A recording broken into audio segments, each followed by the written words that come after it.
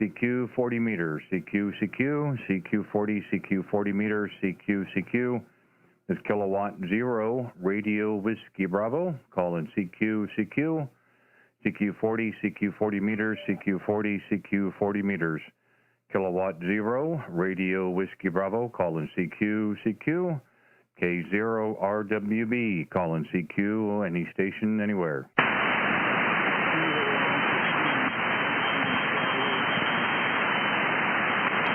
CQ 40, CQ 40 meters, CQ 40 meters, CQ, Kilowatt 0, Radio Whiskey Bravo, calling CQ 40 meters, CQ 40 meters, Kilowatt 0, Radio Whiskey Bravo, calling CQ, any station, anywhere. Kilo Alpha 3, Uniform Charlie Alpha. Alpha Bravo. Kilo Alpha 3, Uniform Charlie Alpha, is that a Roger? Roger, Well, you're just above my noise here. Let me kind of filter that out a little bit. Maybe I can get you in a little better. Is this, if I did it in there right, is this Chris out of Greenberg? Go ahead. CSL, Chris, in Greensburg. I got you about S9 plus 10 or so, and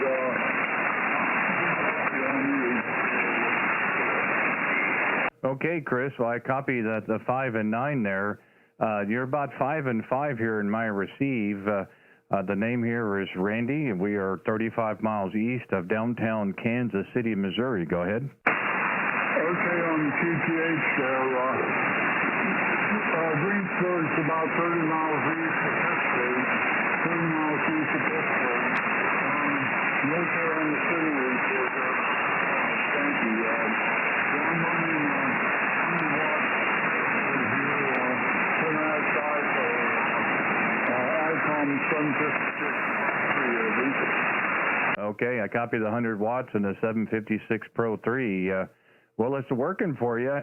We just started, Chris, so I really don't know what kind of condition the band is in, but you were definitely the first one of the evening, and that's Pennsylvania.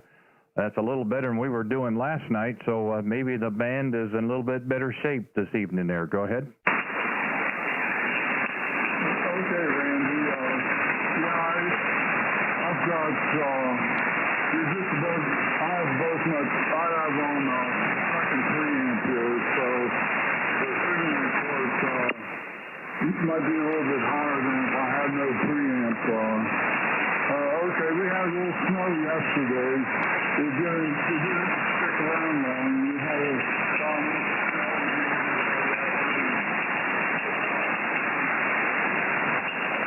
Well, I think everybody's had the snow here the last 4 or 5 days. Chris, we got ours, I think, a Monday, and only lasted for about 3 hours. But I'd like to think it's over with for now. But it could certainly warm up a little bit. We're a little behind there temperature-wise, but we're hoping the next couple of days it'll start to warm back up again. I think it is getting close to May. It should be about that time for some warmer weather there. Go ahead. Okay, Randy. K0RWB, yeah, I'm hoping the temperature will get better there as the days go on. I think we're supposed to have some 70s or 80s here in later on next week, and so I can't stay with you, Randy. But thanks for coming acknowledging my call there, and 73s, and thank you, Randy. Okay, Chris, hey, thanks for giving us a call, my friend. Nice to work you out of Pennsylvania. Doesn't see a contact in the log, so thank you so much for the first one.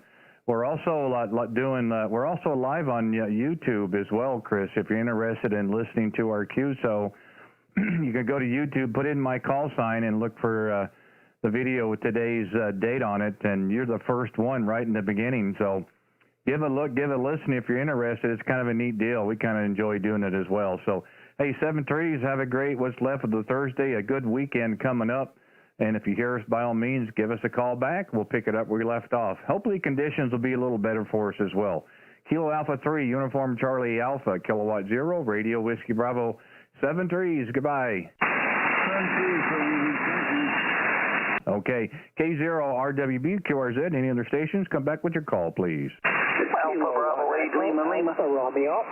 Alpha Bravo 8, Lima. Good evening, Eddie. How are you doing, sir? Good evening, Randy. You down here in Missouri? I got two nephews that live in Springfield, Missouri. And my dad retired from up here in Michigan, and he went down. He retired in Lebanon, Missouri. So I've been down to Missouri quite a few times. Oh, good for you. Well, that's what they call the Ozark area. We're just a little bit north of that. We're about 35 miles east of Kansas City. A little bit more of the central western side, but yeah, you get down to Springfield, Lebanon area. That's all part of the Ozarks. Beautiful country, springtime and summertime as well. Getting a little crazy there come August and September with the temperatures and humidity, but yeah, there's a lot of folks that moved down that area. It's real peaceful and very quiet, and it's one of them kept secrets that's starting to get out there. Go ahead. Yeah, QSL on that. Yeah, it was. Spent a lot of time. We'd get off and go through St. Louis. We'd go down 44, the old whatever I think it is, or the old 66, Route 66, and get off at Lebanon. And my dad's close neighbor was the guy that owned Empire Gas, that multi-millionaire. And when you were going down Highway 5 to my dad's road, which was Highway O, everywhere you saw was owned by Empire Gas, owned by the Empire Gas.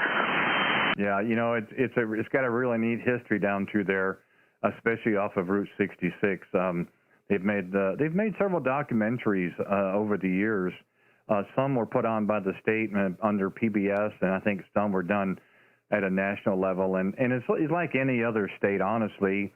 There's always a little bit of history in all these different states and how they got to be and so forth. And we're kind of proud of what happened here, of course, as well. And we'd like to get out and learn a little bit more about the state ourselves. A lot of people want to go someplace else. I understand that, but there's so much to see around here that we're still trying to take it all in there. Go ahead. Yeah, a lot of stuff in QSL, a lot of stuff we see in Missouri.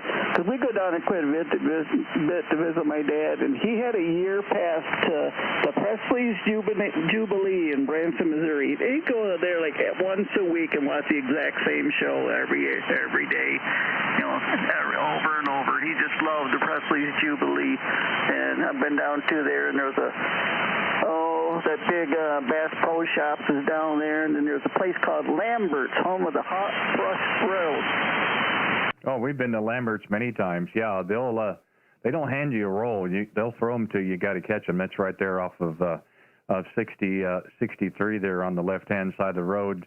Got a friend of ours that has a business right in behind there at Lambert's. So we've gone down there many times, and we spent a lot of time in Springfield as well. And can remember Branson back in the day when it was just a 2-lane and maybe a handful of businesses.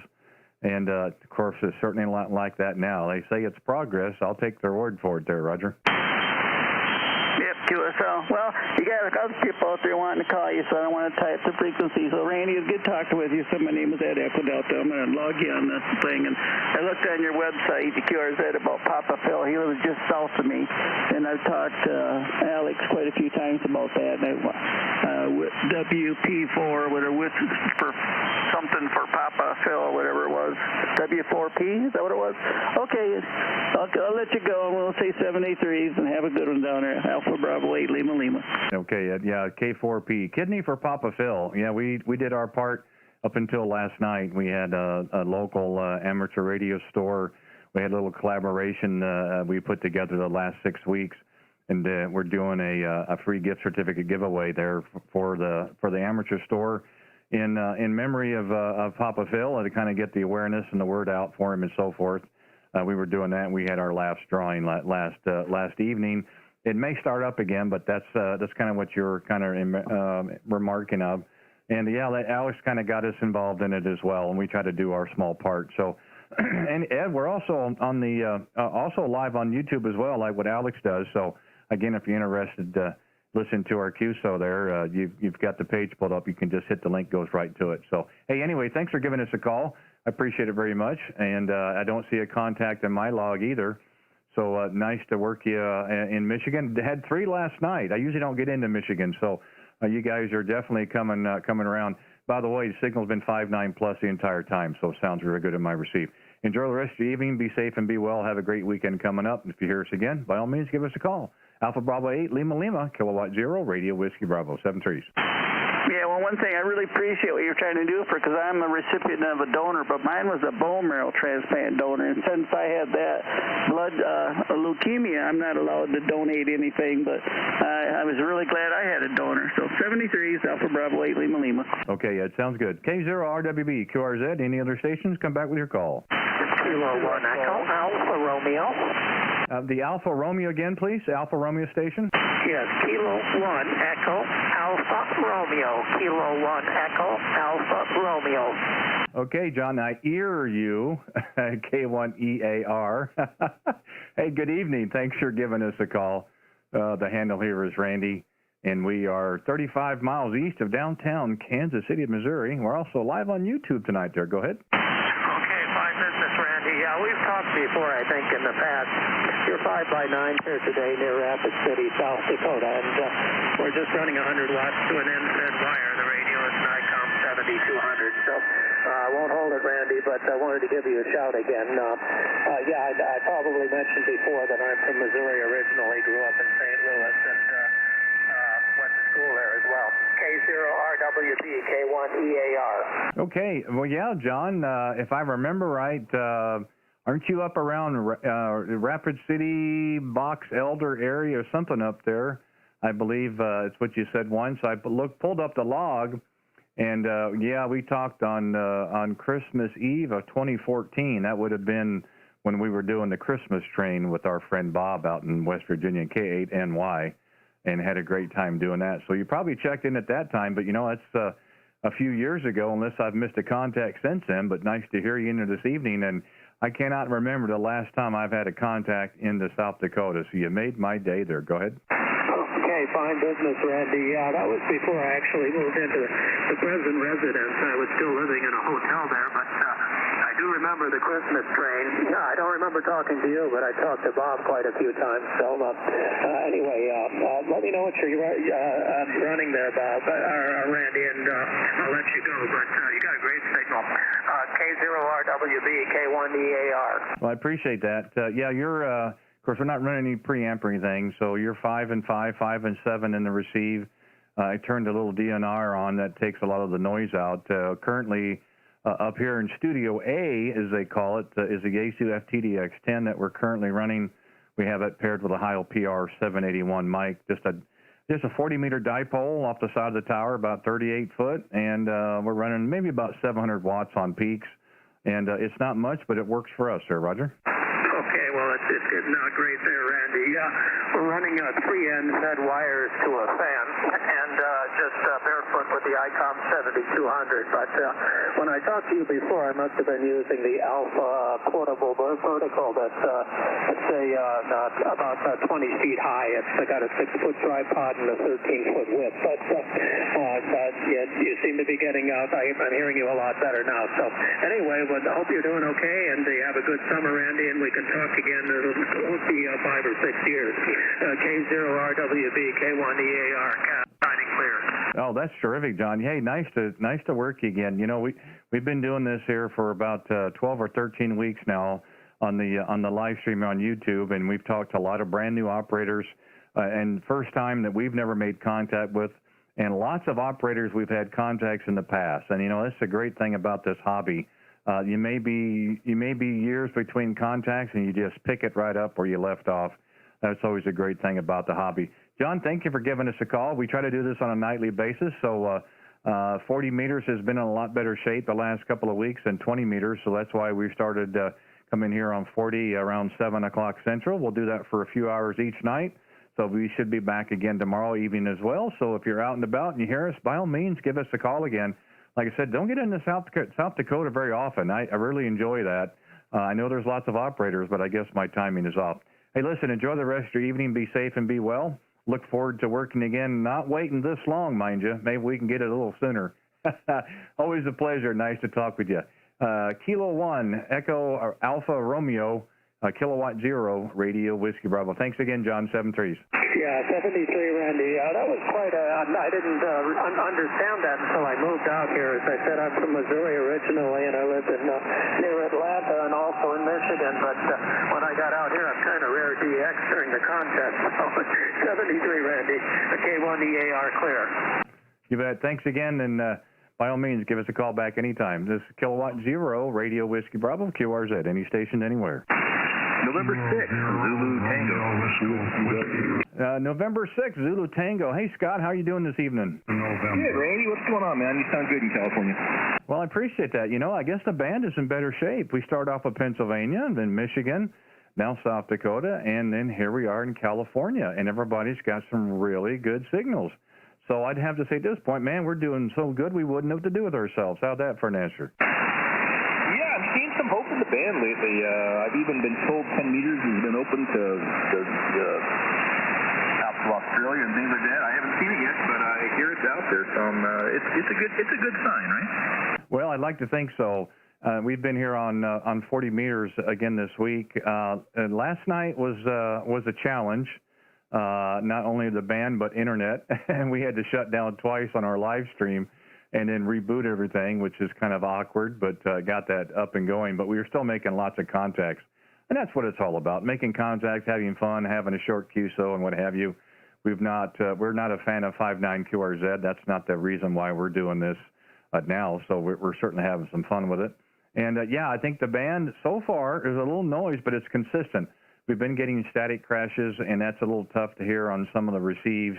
But it's been fairly steady so far, and every station is called in. We've had a really good copy on, so far so good there. Go ahead. That sounds great, Randy. It's you're older timer. I'm old, but I'm just not an old time ham guy. You know, I've only been doing it for 3 years or so, and so it's all hearsay that the band actually, that Sunspot actually helped out. Right now, it's I don't know whether to believe you guys or not, but I'm hearing that a few watts on 10 meters and you get the world. Right now, it's just pie in the sky, and I hope it comes to pass soon. Over. Well, that would have been a few years ago. That was even before I got my ticket. That was maybe late 90s or late 80s, early 90s. It was 10 watts, and you could talk around the world. I kind of missed that time frame.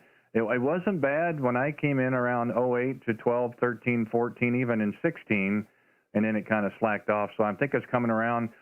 There was a comment last night that there was a big solar flare up last week. That's kind of affecting things this week. I guess that could be part of it. Again, we don't have any control over, the propagation or the band conditions, so you just work them the best you can and hope you make contacts in the meantime. I think everything is getting better. It seems the band is getting a little bit more steady. 20 has not been good at all this week, so that's why we're here on 40 meters. And it seems to be in pretty good shape, and we're able to make some contacts. So it's all good in my world there, Roger. Absolutely. That sounds great, Randy. Well, I know you got other people calling you. I just want to say last night I was from the West Coast, I was really happy with 20 meters. I ran a pile of 40 or 50 people for a couple hours. Into the night for most people, it was just dust for me. So that's a good sign, because a couple of years ago I could do that as well. I could run till midnight on the East Coast, and it was good. So I think it's coming back. Anyway, I'm hopeful, and we'll just keep praying for some spots to get bigger or whatever they need to do. Randy, thanks so much for picking me up. Have a great rest of your day, and we'll chat again soon, my friend. 73. No, thank you, Scott. And by the way, I don't run any preamp or anything, so the meter is what the meter is, and it's a good solid 5 and 7. It's a good, strong signal for me. But the reason I wanted to make another comment was, just pulled up your page and kind of put that out there as well. You didn't build that in 5 minutes, that's for sure, but it's terrific looking little shack set up, and some terrific family pics in there as well. And that's what I think is really cool also is, a lot of people really personalize their QRZ pages, and, it really helps kind of identify a person and what have you. So I thought that was a pretty neat job you did. And they can like that card as well. That QSL card's pretty sharp as well. So, hey, it sounds good over here in my world, no doubt. Like I said, we're 35 miles east of downtown Kansas City.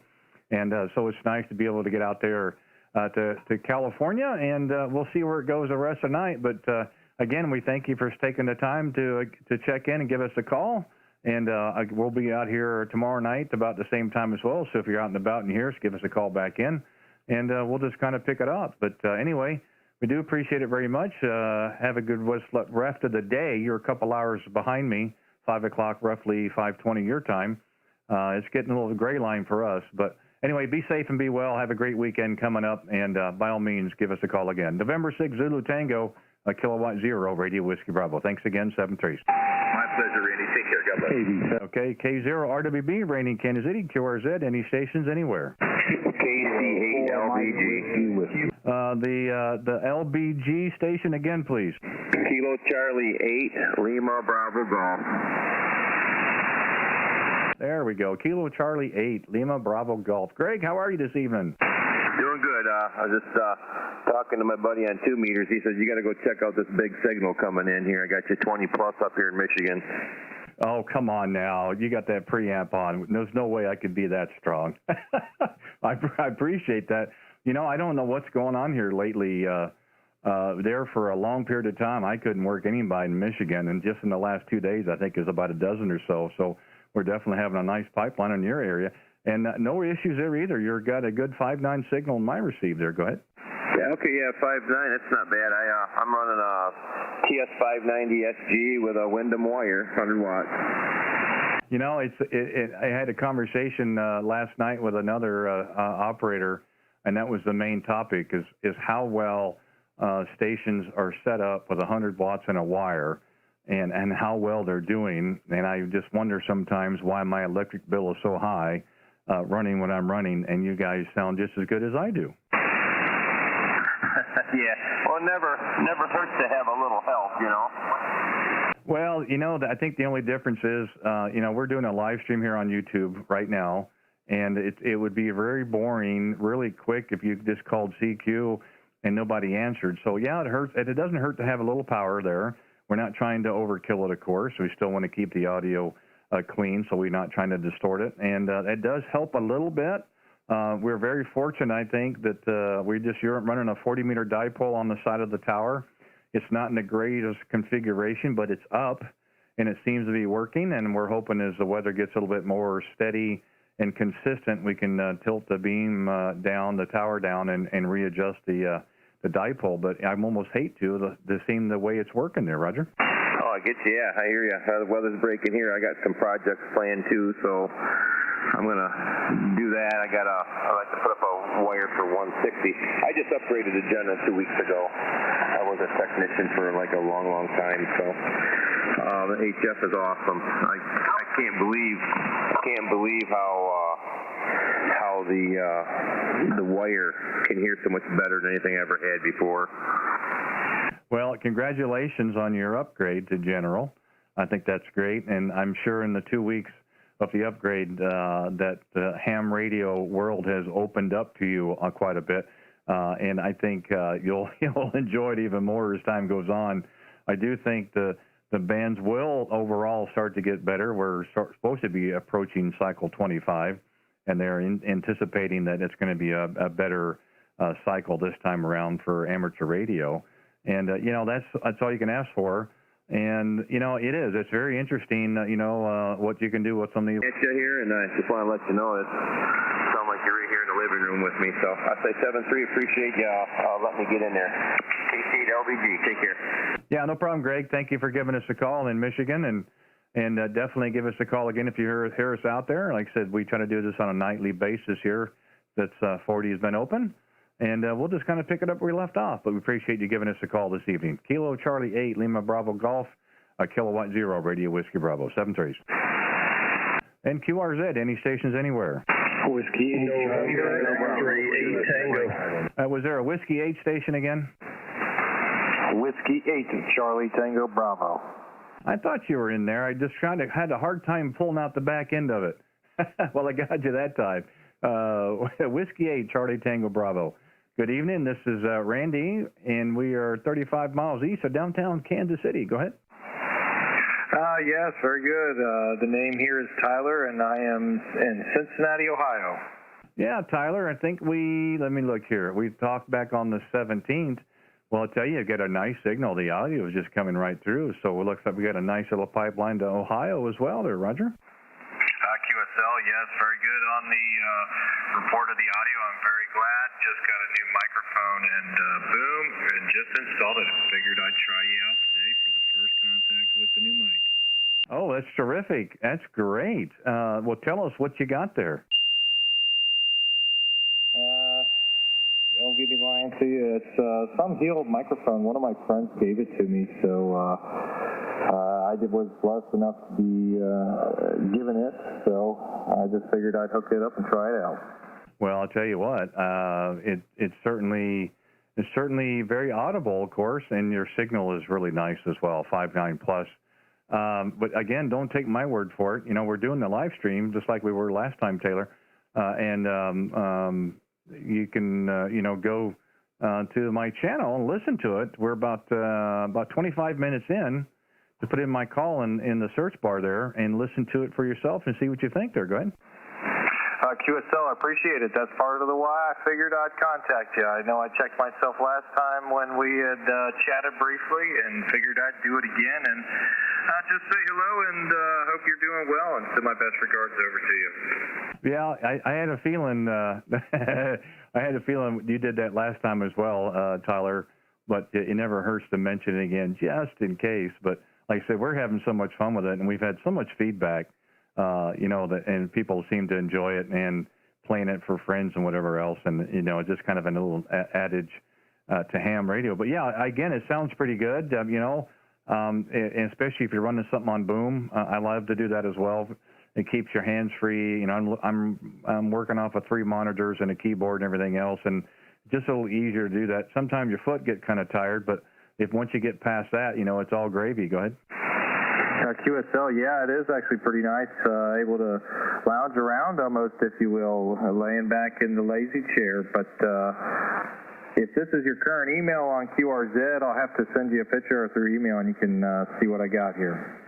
Yeah, by all means, do that. I'd be very interested. And again, most shacks are never completed. We're always tinkering, trying to improve things, even in the smallest little measures. Sometimes it can give you some big gains.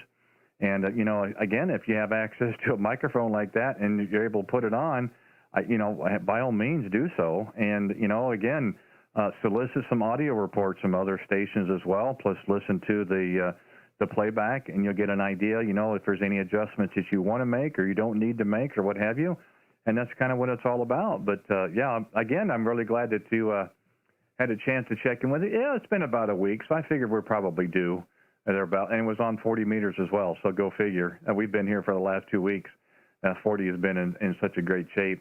And tonight, so far, has been no exception. Again, you got just terrific signal. You came over 5.9 plus that last time around. And, I'm glad to see the band is actually a little better tonight there, Roger.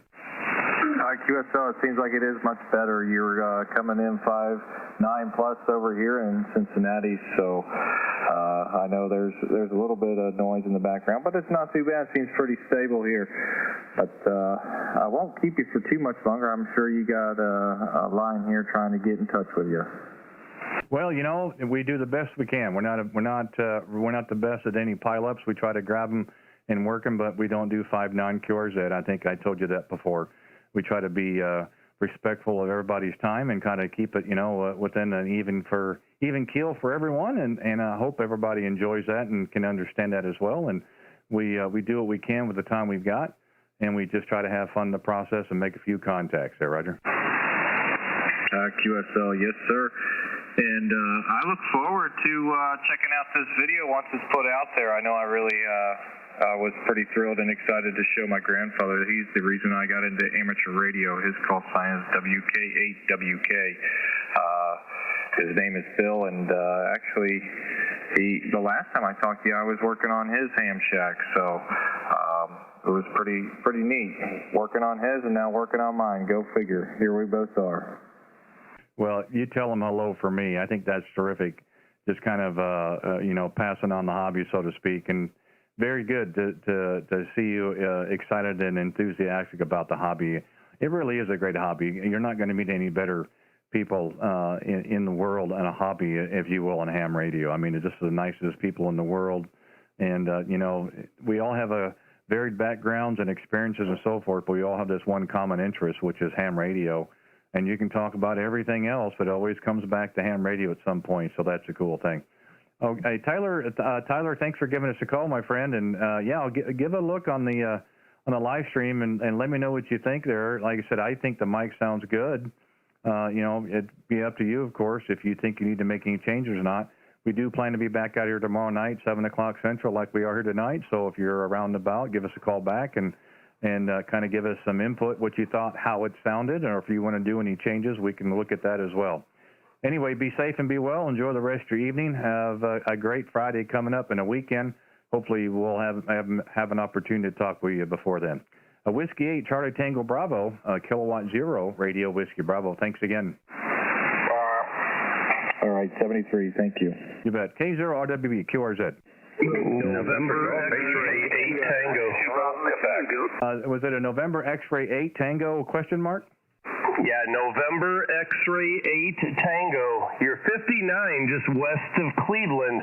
The name is Jim, Japan, India, Mexico. Good evening, Randy. Oh, thank you, Jim. Gosh, I was hoping I would be better than 5'9" in Cleveland, but I guess I'll just have to take it. Well, I'll just give one right back to you. A nice, good signal and really nice, strong audio. I really think tonight is going to be a good night here on 40 because everybody's just got wonderful signals and the audios have been exceptional. So we're starting to like it down here on 40, Roger. Oh, yeah, 40 has been working quite well in the evening. My buddy Scott just sent me a message, told me you were on here. You just worked him out of California. You have a beautiful signal. You're bouncing 59, 10 over, super audio. I'd really like the live stream you got going there. Quite nice there. Back to you. Okay, fine business. Well, I hope everybody gets to see this real nice call sign placard. You know, I've looked at those, and they're really sharp. I like what you've got there. I'm not sure how it illuminates like that. Maybe you can fill us in, but it's really, really cool. And you know what they say, less is more on the shack picture there, set out beautifully, and it seems like it's doing what it should. Oh, gosh, you had a cherry picker as well. Well, I wouldn't want to do that too much. But, yeah, you get a nice set of pictures here on your page and a nice little pictures here in the evening. The nighttime pictures, and yeah, I'll let the rest of the pictures speak for themselves. I'm sure we'll get a few comments on the live chat as well, but yeah, you didn't put this together in 5 minutes there, Roger. Well, I tell you what, ham radio, like you were saying, is one of the best hobbies. The nicest people you've ever met. I've met some super friends on here. A lot of the people have the same story I do. I was licensed a long time ago. Got married, had kids, life happened, got out of the radio, and then once it's in your blood, you'll always come back. So we came back about 2016, and here we go. Yeah, you know, and it's a very common theme. It really is. And again, you know, it's kind of like you know, taking the training wheels off and just going right back to where you kind of you know, left off. Ours was like that, only a time frame for distance. We were up and running till about January of 17, right after the National Parks on the Air program had ended. We were really busy in 2016, and we were very involved in that and had a terrific time. And the bands kind of slowed down, and like you said, life got in the way and so forth. And we knew where the equipment was. We just never got around to get to it. And we had to move some things around. We had some family that moved in with us and moved some equipment out of the space so they had more room. But we wanted to have just enough so if we had to get on the air, we could. So we moved up to this location and just wanted to make sure we hooked everything up properly. We flipped on the switch and hit the power button, and it happened to be set on 15 meters, and there was activity, and we've been back on the air now since October. And we're glad we did there, Roger. Yeah. I've heard that story a million times. Well, thanks for taking my call there, Randy. It was a pleasure working you. I'll be looking for you in the next couple days. I've got you in the QRZ and LOTW, and once again, I like the live stream you got there. Beautiful. K0 Romeo Whiskey Bravo, November X-ray 8 Tango. God bless you from Ohio. No, pleasure is all mine.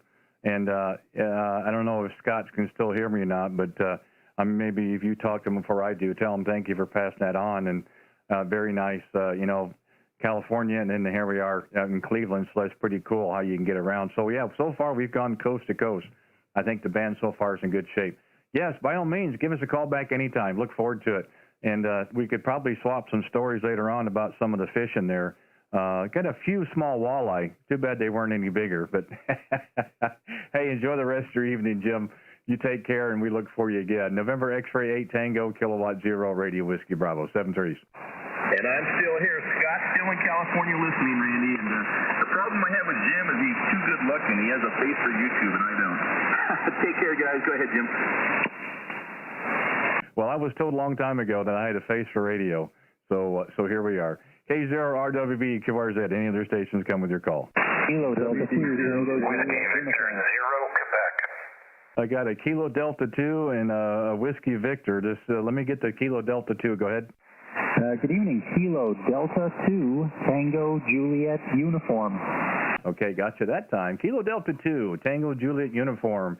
Todd, good evening. How are you doing, sir? Wonderful. How are you? I'll tell you, my friend, the way the night has gone, the last 36 minutes, if I was doing any better, I wouldn't know what to do with myself. Yeah, that's a common problem in this hobby here.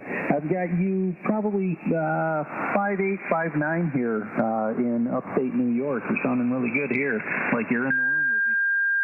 Well, I appreciate that. I think the band is in a lot better shape than last night. Your signal's about the same, 5'7", 5'8", bouncing to 5 and 9. And, I'd be happy to take that any day of the week. It was a little challenging yesterday, last night. Not only with the band conditions, but internet as well. We had a couple of malfunctions, but so far I think we're okay on the air and on the internet. Roger? Roger, yeah, I understand you've got a live stream going on there. I'll have to check that out. But, yeah, it's kind of odd. These 40 isn't usually as open for me at night here up in New York here. So this is kind of nice conditions here. Thank you. Yeah, it has really been interesting. It hasn't been moving around as much as, say, 20 meters, at least in my location.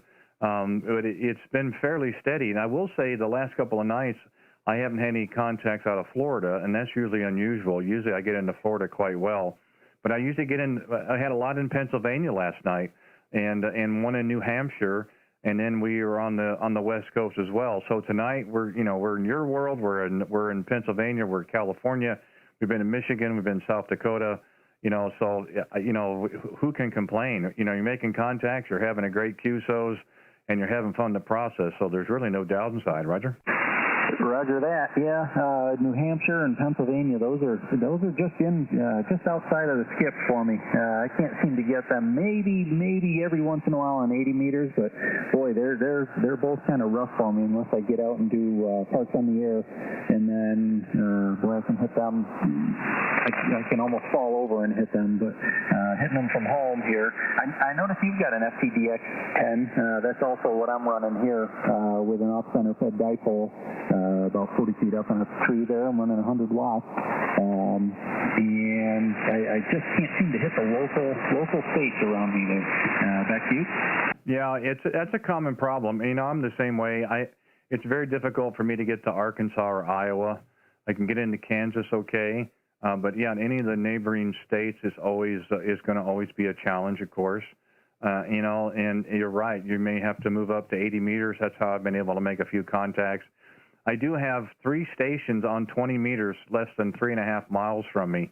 So I'm not sure what that's all about, and I'm not gonna speculate. I was glad to make the contacts. It was quite interesting to have somebody that close. But so yeah, congratulations on the XTDX 10. We actually just ours is just a terrific radio. I would be curious if you're running a stock mic or if you're running a different microphone with it. Go ahead. Actually, right now I'm running. Maybe I can do a quick on-air test here. Right now I'm running the Heil Pro Set Elite 6s. I just recently picked up an M70 mic there, and I'm kind of curious about the difference of those. If you can hang on a second, I'm going to switch over to that one there. Give me 2 seconds here. Okay. Well, I'm more than happy to. Well, what I can tell you, what I hear on the headset is it is audible and it's very readable. It's a little low. There's not a lot of fidelity with it. Now that could be part of the band's conditions as well. I'm not suggesting make all kind of changes and so forth. That's just what I hear in my receive, and that's kind of, if that gives you any idea.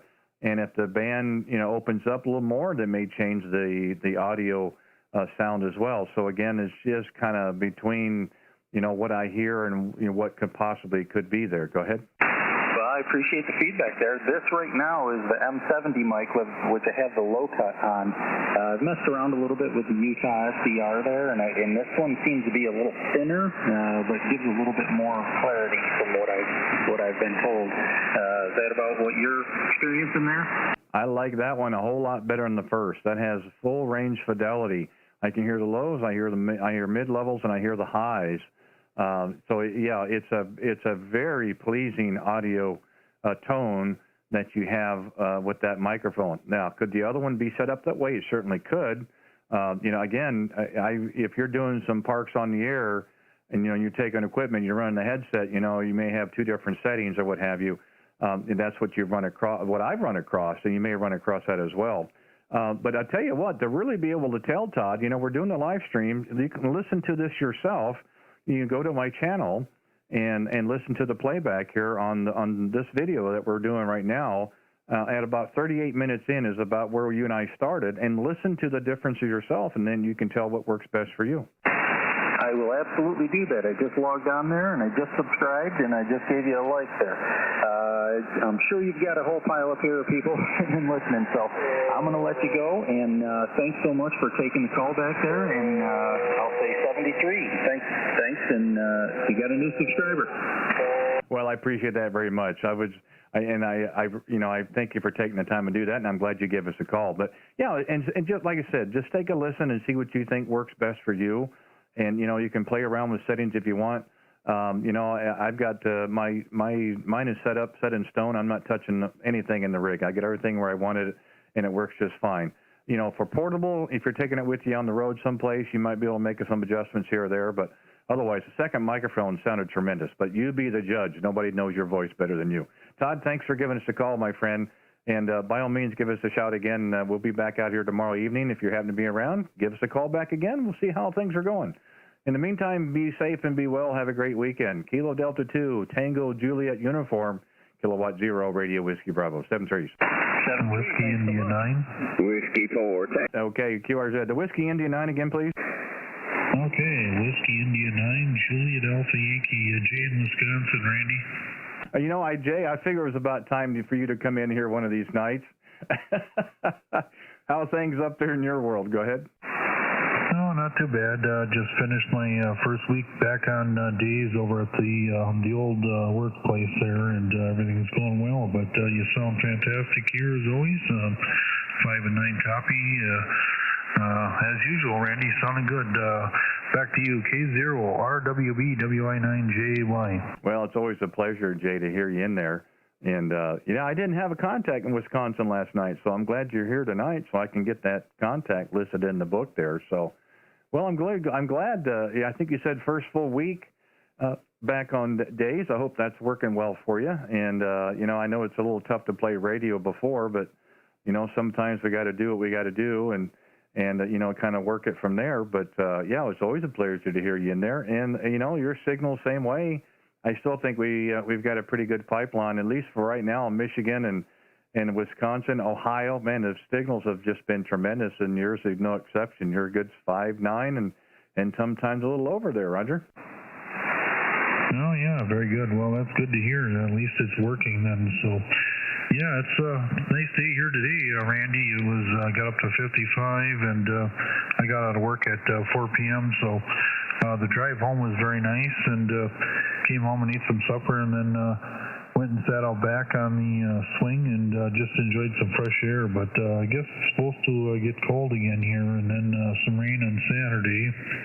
And I think it's supposed to get cold again on Sunday, and then warm up on Monday again. So kind of a weird weather pattern here for some odd reason, but that's Wisconsin for you. So there you go. But I imagine eventually it's going to go from 40 degrees up to 80. So we better enjoy this cooler weather while it's here, Randy. Over. Well, I'm not going to complain about the weather, Jay. For one, we can't change it, and we just kind of work around it and work through it or work over it. But I think you're right. We're going to go from these temperatures to July. That's what I think. And we're going to kind of wonder we didn't have anything in between. So, yeah, I think it's been like just about everybody. It's been up and down the last several weeks. We had we had a low this morning of 25. You know, here we are on the last week of April, and we had snow on Monday. It only lasted about 3 hours. So, you know, it's just one of those deals. You know, you just kind of work through it. So, you know, same way, rain's going to come because it's going to get warm again. It's going to get cold, and you know, we could probably go on and on and on, but it's probably like that for everybody else as well. So, you know, it's just one of those things, but it hasn't stopped us from playing radio, and that's what we enjoy doing right now. So we're going to keep plugging away there, Roger. Oh yeah, very good. Yeah, that's us too. You know, I try to get down here when I can, but my schedule's been pretty hectic lately, so I don't get a chance to play as much radio as I'd like to. But anyway, Randy, I'll let you get on with a few other folks. I just wanted to jump in there and say hi, and you sound fantastic as always. Good to hear you in there. Hopefully, maybe I should be around tomorrow night. Maybe, I don't know what's going on yet, but we got a project planned for Saturday. We're cleaning out our garage. When we moved in here quite a few years ago, the guy before us left a ton of stuff here, and my brother-in-law hauled away, I think it was 7 trailer loads of crap out of the garage, and we still didn't get it all. So now it's going to be a complete clean out. So got a dumpster here, and we're going to start pitching. We just can't believe how long we sat on this stuff, but that's how it goes sometimes. Your life gets too busy and you don't have time. So there you go. But Randy, 7-3s, God bless, and hopefully we'll talk to you tomorrow night. Have a great evening, and we'll do it again soon. Whiskey India 9, Juliet Alpha Yankee, 7-3s, Randy. Okay, Jay, always a pleasure. You know that, and I'm glad to see that work is getting a little better for you. So maybe it gets you some more time for radio. Yeah, unfortunately, we got those kind of projects on the weekend as well. That's why we don't get on the radio. So we get our time during the week. We got to make up for it in the weekend. Yeah, we plan to be around here tomorrow evening, so if you're out and about and you hear us, give us a call back in again. Always a pleasure, and we do enjoy it. In the meantime, Jay, take care. Have a good evening, and we'll talk to you real soon. Whiskey India 9, Juliet Alpha Yankee, Kilowatt 0, Radio Whiskey Bravo, 7-3s. 7-3s, Randy. And K0RWB, Randy in Kansas City, QRZ, any stations, anywhere. Was there a Whiskey Victor station I tried to get earlier, a Whiskey Victor? If you're still in there, would you give me your call, please? Whiskey Victoria 0, Quebec. Yeah, that's what I thought there. I almost missed that one up there. Sorry about that. Whiskey Victor 0, Quebec. Jim, how are you this evening? Randy, great to meet you for the first time. I don't have you in the log anywhere, so I'm doing quite well. It's fun to be on 40 meters, and actually it's a usable band tonight. Sounds pretty good here in Colorado. You're booming. You're coming in beautifully. Audio is amazing. Looking at the S meter, you're a solid 10 to 20 over 5.9 here in Colorado. Back to you. Oh, well, that's good. I'm glad to hear that, Jim. And I did see you on the chat there as well. Sometimes people do that to get around the pileup or what have you, but I can't say this is my first contact there. I've got a good friend, Bob in Severance. We've talked on many occasions, and I've got another station I've talked with there in Fort Collins as well, but he's a little bit closer to Horsetooth. And I have family in Fort Collins, and I lived in Aurora, and then we have a house in Colorado Springs. So we're a front ranger as well there. Go ahead. Oh, Randy, so you know this area quite well. Very interesting. Yeah, we moved into Fort Collins in '96, and boy, I love it here. I have no desire to go anywhere else at the moment. So, yeah, it's a beautiful area. Lots to do, lots to eat, and lots to drink. So, pretty much it covers all the bases in life. Back to you. Oh, yeah. Well, we had We had family lived over on South Taft Hill Road and Prospect, if you know where that's at. So, yeah, we've certainly spent our time in and around town there.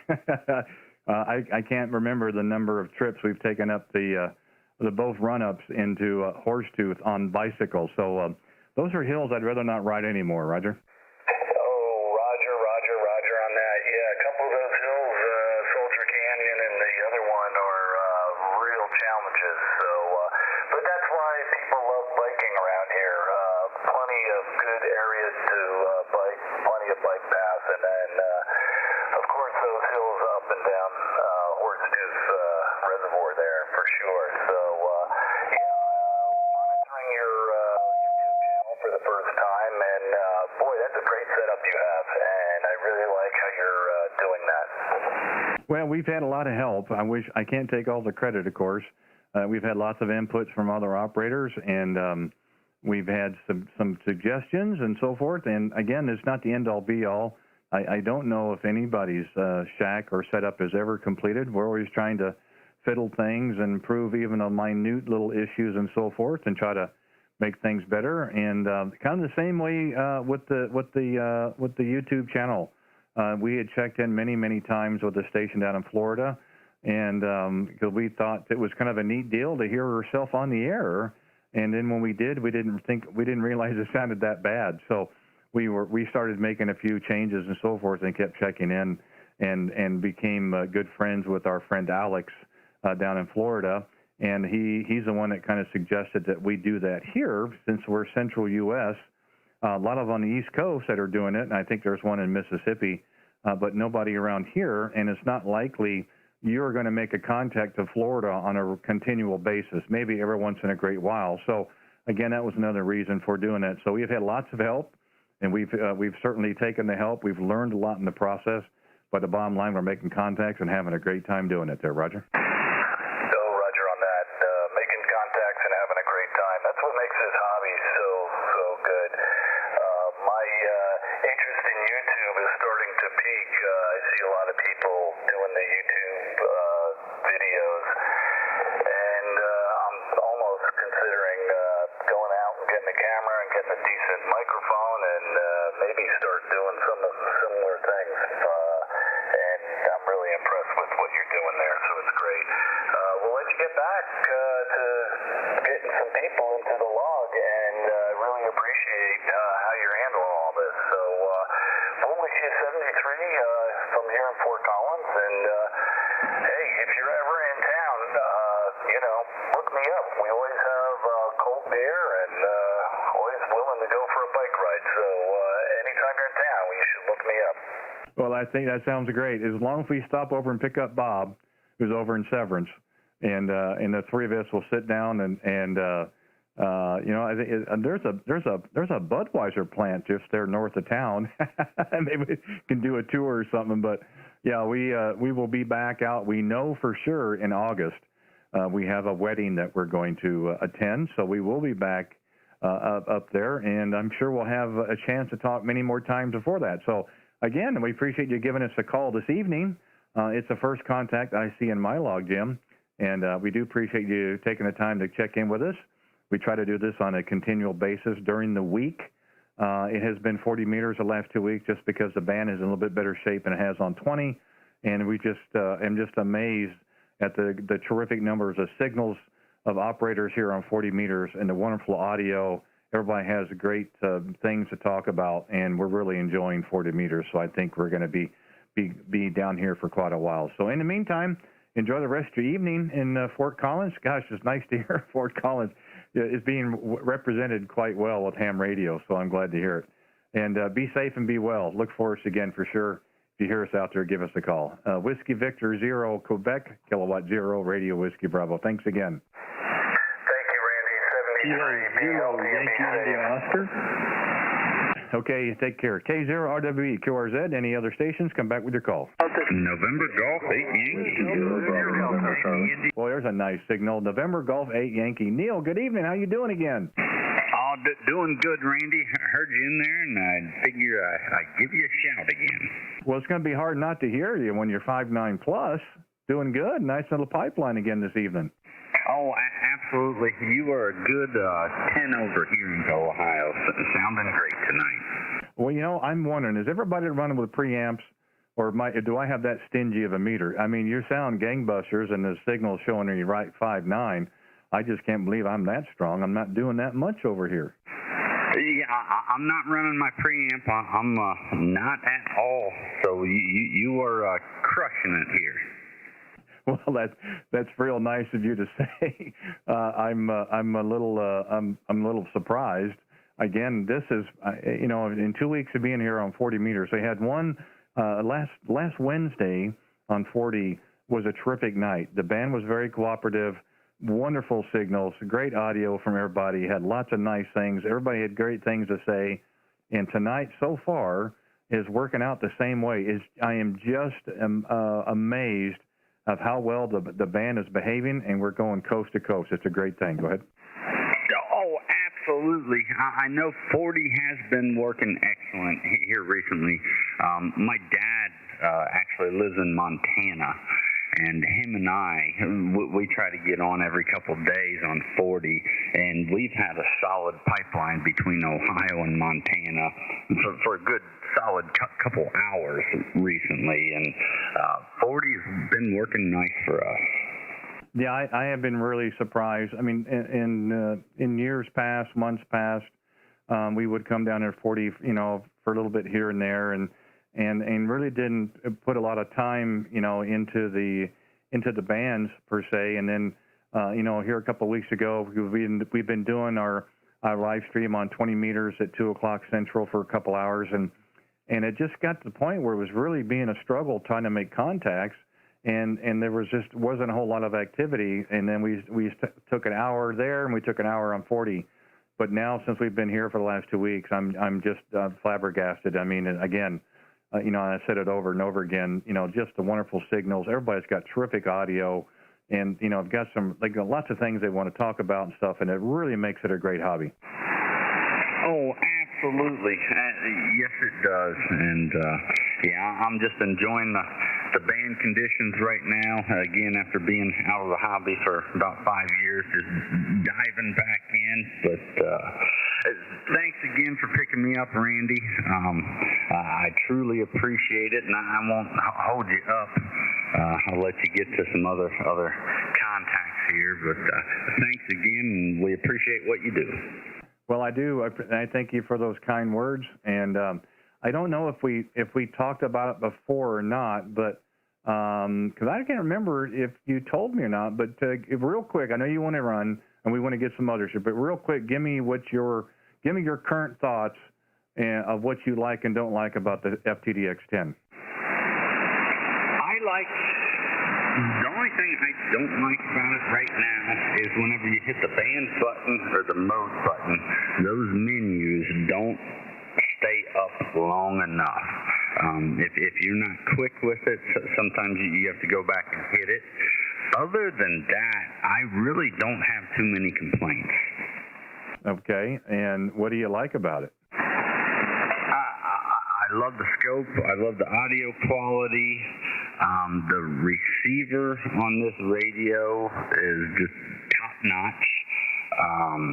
The contour, the notch filter, the usability, I find it very easy to use. You know, yes, it is menu-driven, but it's not that hard. You know, a couple buttons, you can go right where you need to be and make the settings. It's very user-intuitive, I guess, at least for me. Yeah, I tell you what, the receiver is really tight, and then when you hit the DNR button, I've had a little bit of noise from time to time. I hit the DNR, and it all goes away, and it's nobody but you, which is really nice. And I can see you like it as well because you've got that external monitor set up. That's a terrific little setup as well that I think is a terrific feature. We use a video capture card on the end of that cable that we put into our computer here, and that allows us to put our display on our YouTube channel so you get to see exactly what I see. So we're having fun with that too, Roger. Oh, absolutely. Yeah, it is definitely a fun little radio and worth every penny, in my opinion. Yeah, I think so too. You know, and I do own a 7300. I have it down in Studio B, and it's a good rig. I'd rather take that portable than this rig because it's smaller and lighter than this rig is, and it certainly has a function as well. It's a great price point radio, but again, all in all, I own them both.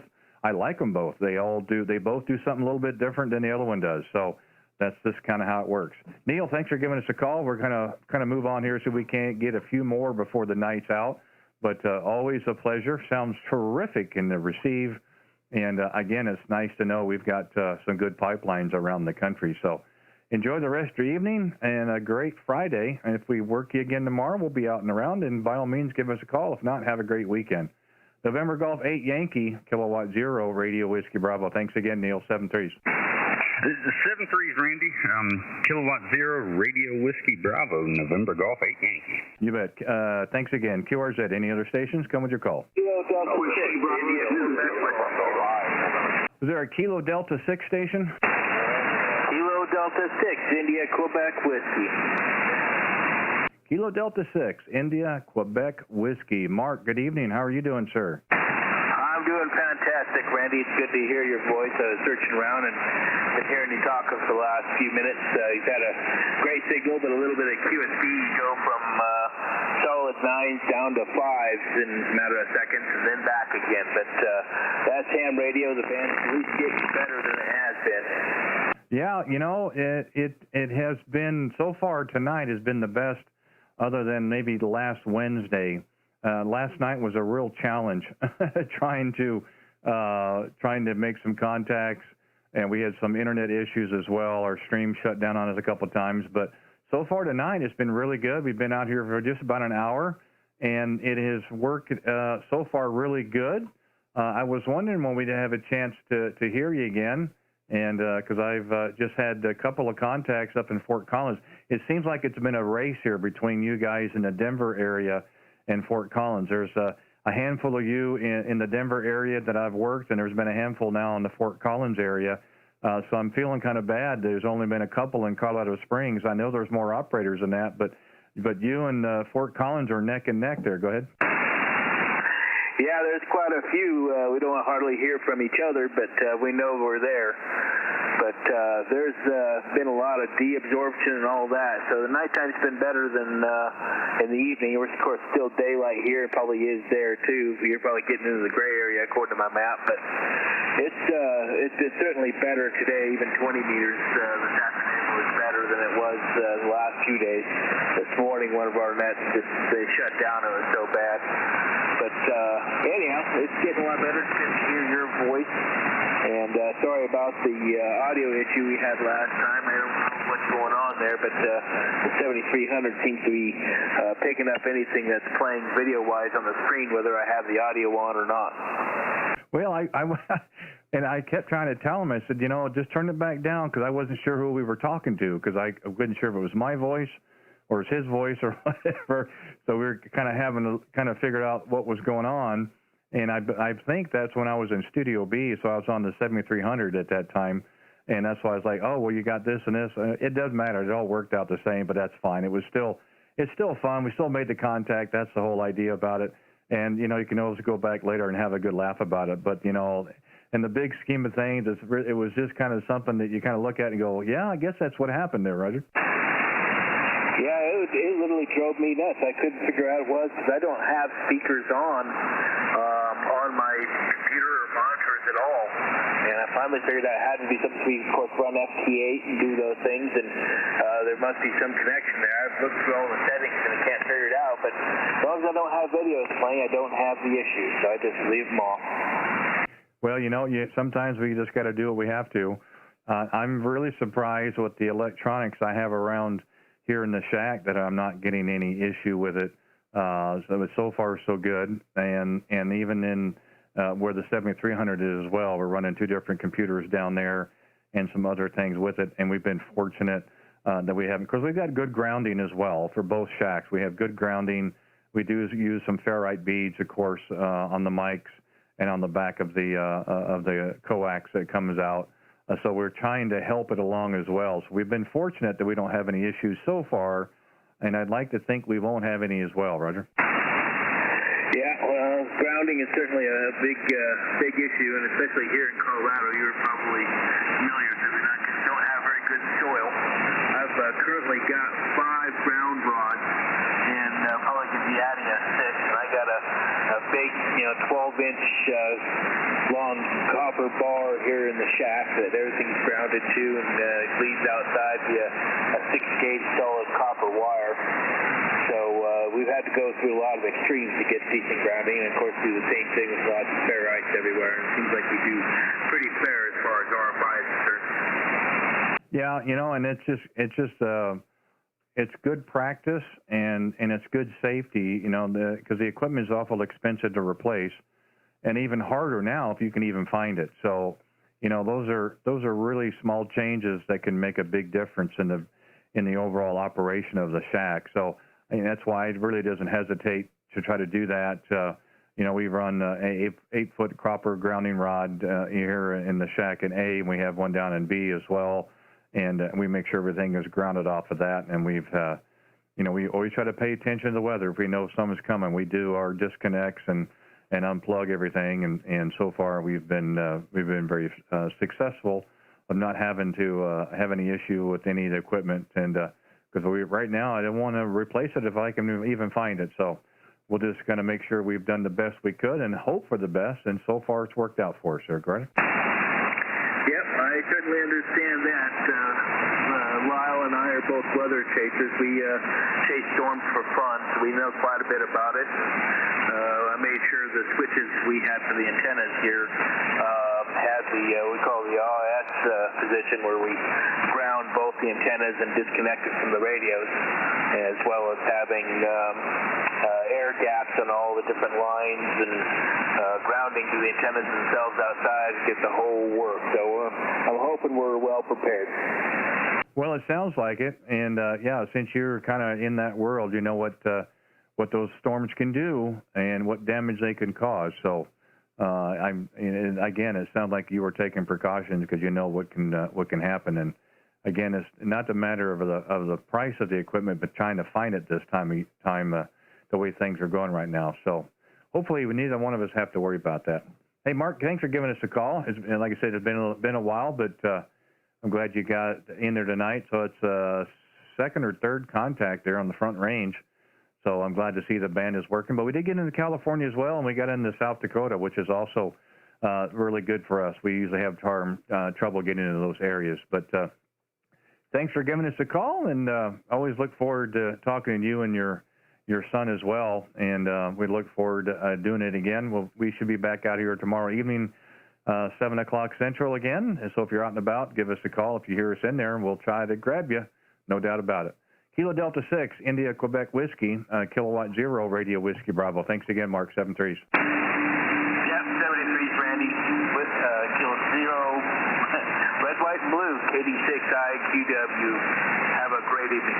Okay, thanks again, Mark. QRZ, any stations anywhere? Can we get a call, please? Kilo Uniform. I got a Kilo Uniform. Come back with your call, please. Whiskey 5, Uniform, Kilo Uniform. Oh, I know that station. Whiskey 5, Uniform, Kilo Uniform. Hey, Bill, how's it going?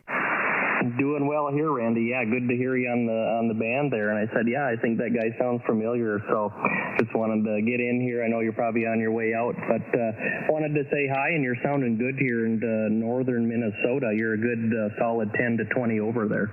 Okay. Are you trying to get rid of me? Is that what you're saying? I was going someplace? No, we've still got a little bit of time yet, and we may even put a couple extra quarters in the meter if the band continues like it has been, because it's just been just a lot of fun here so far tonight, and lots of stations, great signals, good contacts, great audios. I mean, so far there hasn't been a downside, so it sounds real good here in my receive. Go ahead. Yeah, roger that. I was on 20 meters a little bit last night, too, and it was sounding good there. A lot of good, strong signals. So, I don't know. Maybe the solar cycle 25 is starting to kick in. They're sure talking it up like it's going to be a good one. So, I hope they're right. So, sounds like we might be on an upswing here for the next few years and that kind of thing. So, yeah, it's good. Just playing a little bit of radio here. We got a nice sunny day here in northern Minnesota. It's going to turn cold and rainy again for the next maybe week or so is what they're saying in the forecast, but hopefully they're wrong, hi. So how's things going down your way there? Well, we kind of, it's like everybody else, it seems like. It's a roller coaster right now weather-wise.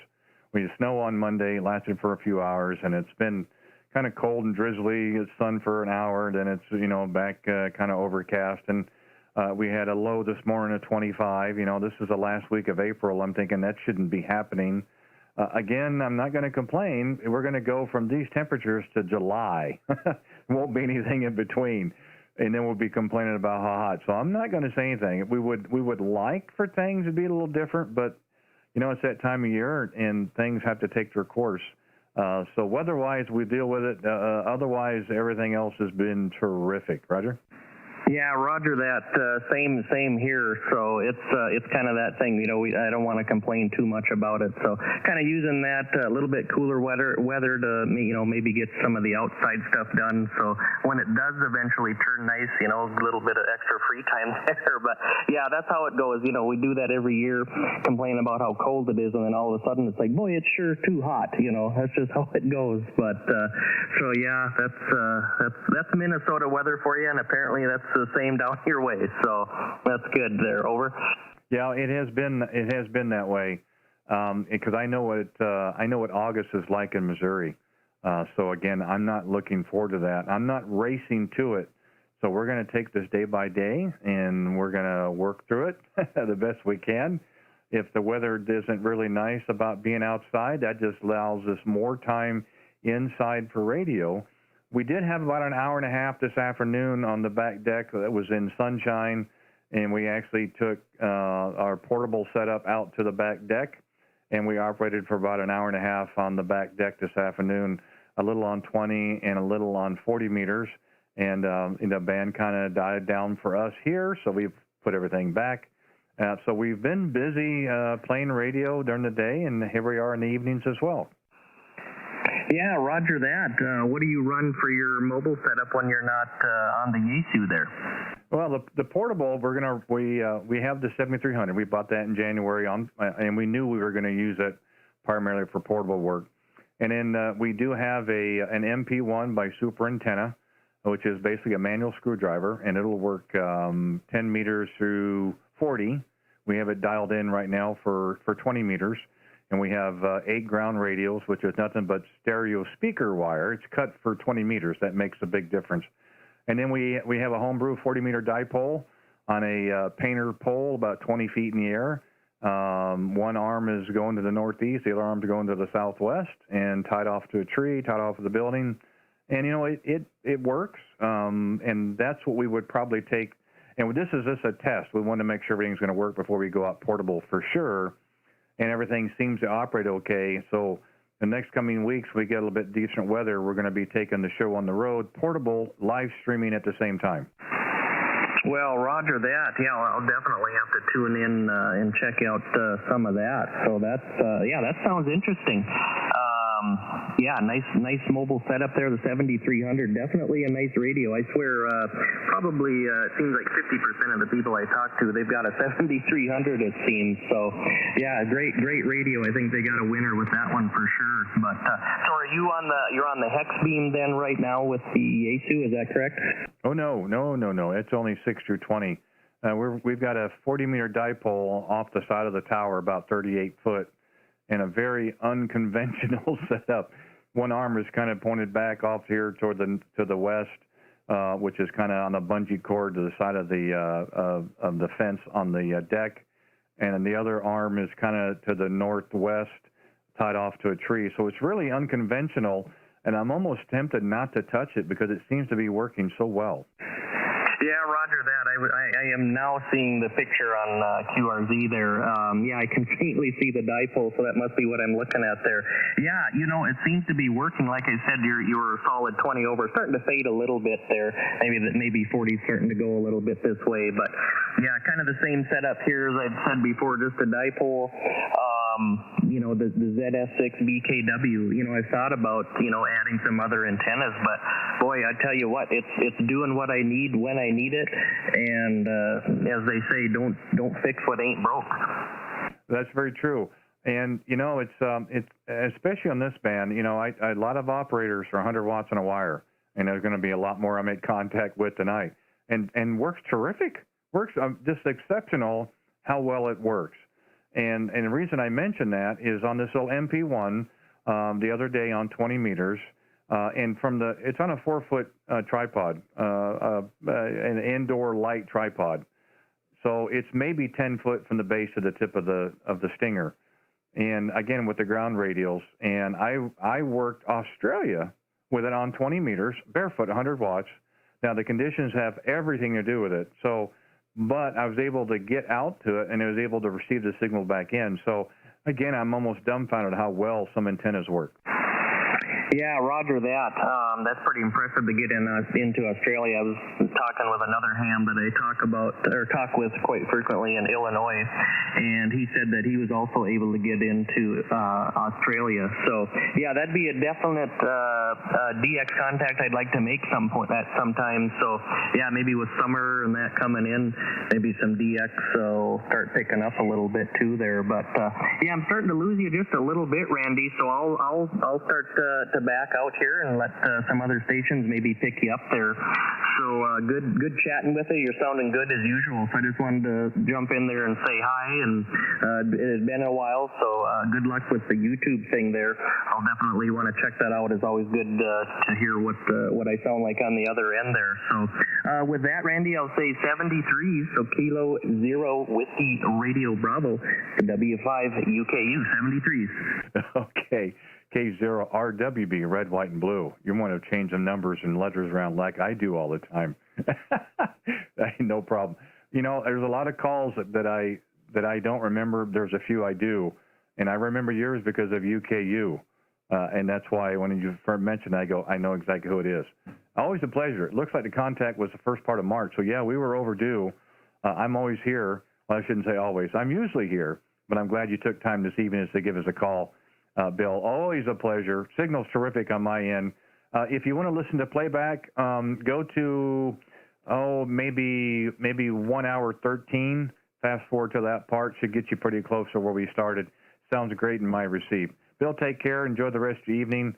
And if I don't talk to you tomorrow, have a great weekend. We'll be back out tomorrow evening, and then we'll start again on Monday. Whiskey 5 uniform, kilowatt uniform, K0, kilowatt 0 Radio Whiskey Bravo. 73s. All right, 73s, Randy. Thanks for the correction on the call sign there. I did have it written down. So, all right, we'll catch you some other time. Take care. 73s. Okay, take care. K0RWB, QRZ. Any other stations? Come with your call. Echo Tango Victor. 0 Yankee India Oscar. Okay, I've got two of them. I'm going to get the first one here first. The Echo Tango Victor, and then there was a Tango Golf or Tango Oscar. The Echo Tango Victor, give me your call, please. Yeah, roger there, Randy. You got Bud here in South Carolina, W4 Echo Tango Victor. You're coming in killer over here, about 10 over in South Carolina, over. Oh, I appreciate that. Let me verify. A Whiskey 4 Echo Tango Victor, is that correct? Roger. And what's your call again, over? Yeah, you bet. The call here is Kilowatt 0 Radio Whiskey Bravo. The handle is Randy. QTH, we are 35 miles east of downtown Kansas City, Missouri. Roger there, Randy. And you said you had overheard a YouTube channel that you can listen to our broadcast over? That's right. I do a live stream here on YouTube, which we are doing currently. And so you're now part of the group. How about that? You're now part of the bunch. It's just a kind of a little neat thing we like doing with amateur radio. We're not the only one doing it. We weren't the first, and we won't be the last. But, we don't get many opportunities to hear ourselves on the air, what we actually sound like. And this is one way of doing it. And plus the fact, on my channel, I broadcast my radio display so you can see your signal report. You can see what the oscilloscope looks like, the wave patterns on your voice inflections. Are you wide? Are you a little bit narrow? Are you under 3 kc and so forth? And one of the downsides, of course, is a video webcam. It's pointed at me, so you get to see my ugly face. But that's probably the worst part. But, yeah, that's something we do. There's two ways to get to it. You can even go to my QRZ page. I have a link. You can click on that.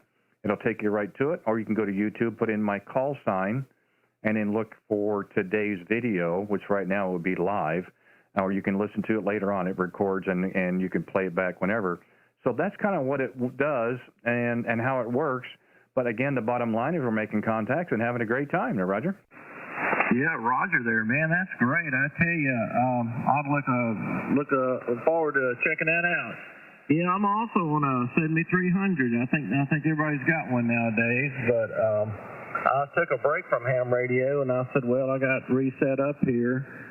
And on my QHT, I'm actually totally off-grid system here, and kind of working it that way here with the 7300. And I have a off-center wire antenna dipole here, and running a few watts out of this Tokyo high power. Over.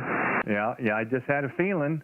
100 watts in a wire. Just got through talking about that with another station, and I tell you what, you're very successful.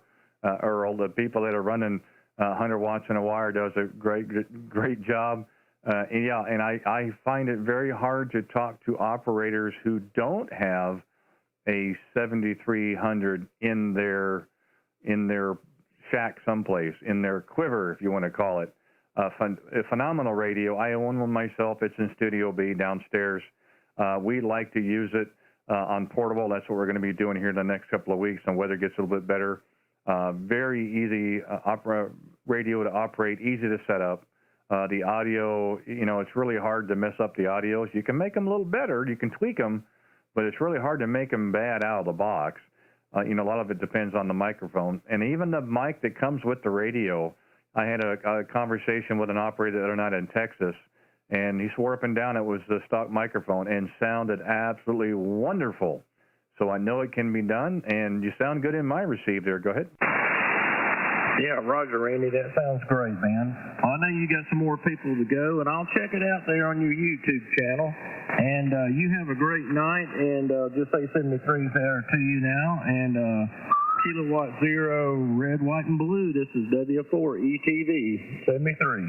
Yeah, the pleasure is all mine. Appreciate you giving us a call, and I think I have to look, and I believe that's the first contact there in your part of the world tonight, so that helps as well.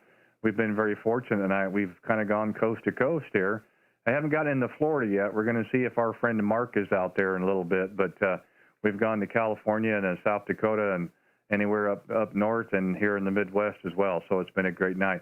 Hey, by all means, give us a call again anytime. And check out the live feed. Again, what I would probably tell you, Earl, is you could fast forward to about maybe the 1 hour 20 mark on the video, and you don't have to listen to all of them if you want. You're more than welcome to, but to get to our QSO, somewhere around a 1 hour 20 mark would get you there pretty close. Anyway, give a look and a listen and see what you think, and hopefully you enjoy it. I know I've enjoyed the QSO, and I look forward to many more as well. Enjoy the rest of your evening. Be safe and be well, and we'll talk with you again. A Whiskey 4, Echo Tango Victor, Kilowatt Zero, Radio Whiskey Bravo. Again, 73. 73. This is K0RWB. There was another station a while ago that I believe was ended in Tango Golf or Tango Oscar. If the station is still there, give me your call, please. Whiskey 8 Golf November Tango. Whiskey 8 Golf November Tango. Well, thanks for giving us a call, Bill. Nice to hear you this evening. The name here again is Randy, and we're just outside of Kansas City, Missouri. Go ahead. Yes, sir. How you doing, Randy? You were just talking to my brother-in-law, Neil, NG8Y, and he told me about your YouTube channel. I thought I'd dial in and say hi. I'm from Lebanon, Ohio. Go ahead. Well, terrific. Well, I'm glad you did. I guess, I don't know, the word is getting out or something, but no, I appreciate you doing that, taking the time to give us a call. I'm glad we had a chance to work there. I've always told people, the listeners out there, I'm not a great pilot person. I work in the best I can, try to grab the calls and so forth, but I also don't do 5.9 QRZ. That's just not what I'm into. So we try to be respectful of everybody's time, and we try to have fun in the process, but we do appreciate you giving us a call this evening. I'll look at the meter next go-around, and we'll see where we're at from there. Go ahead. All right, thank you, Randy. Thanks for talking. Good contact. W8GNT. Okay, well, thank you from Lebanon. And by all means, give us a call again some other time. That go around, you're a good solid 5 and 8, 5 and 7, 5 and 8 in the receive here. So thank you for that. And by all means, feel free to stop in again, give us a call, and we'll see how things are going for you at that point. Enjoy the rest of your evening as well, and hope things do go well for you. And you have a great weekend coming up. Whiskey 8, Golf November Tango, Kilowatt 0, Radio Whiskey Bravo, 7-3s. Kilo Charlie 9, Echo Uniform Tango. 7-3. Okay, 7-3. The Kilo Charlie 9 station, come back again, please. Yeah, this is Kilo Charlie 9, Echo Uniform Tango up here north in Fort Wayne, Indiana. In Fort Wayne, all right. Is this Shane? Go ahead. Yeah, this is Shane. All right. Hey, great, Shane. Thanks for giving us a call. Was going to have a hard time missing that signal and missing the audio because you were definitely coming through on the receive there. Go ahead. The voice does not match the face, and I don't mean that disrespectfully. Well, my apologies, Shane. I doubled with you, so say that again if you would. Something about my face? No, I've been watching the YouTube stream. I can say that the voice doesn't match with the face, and I don't mean that disrespectfully. Yeah, you have a pretty good radio voice, over.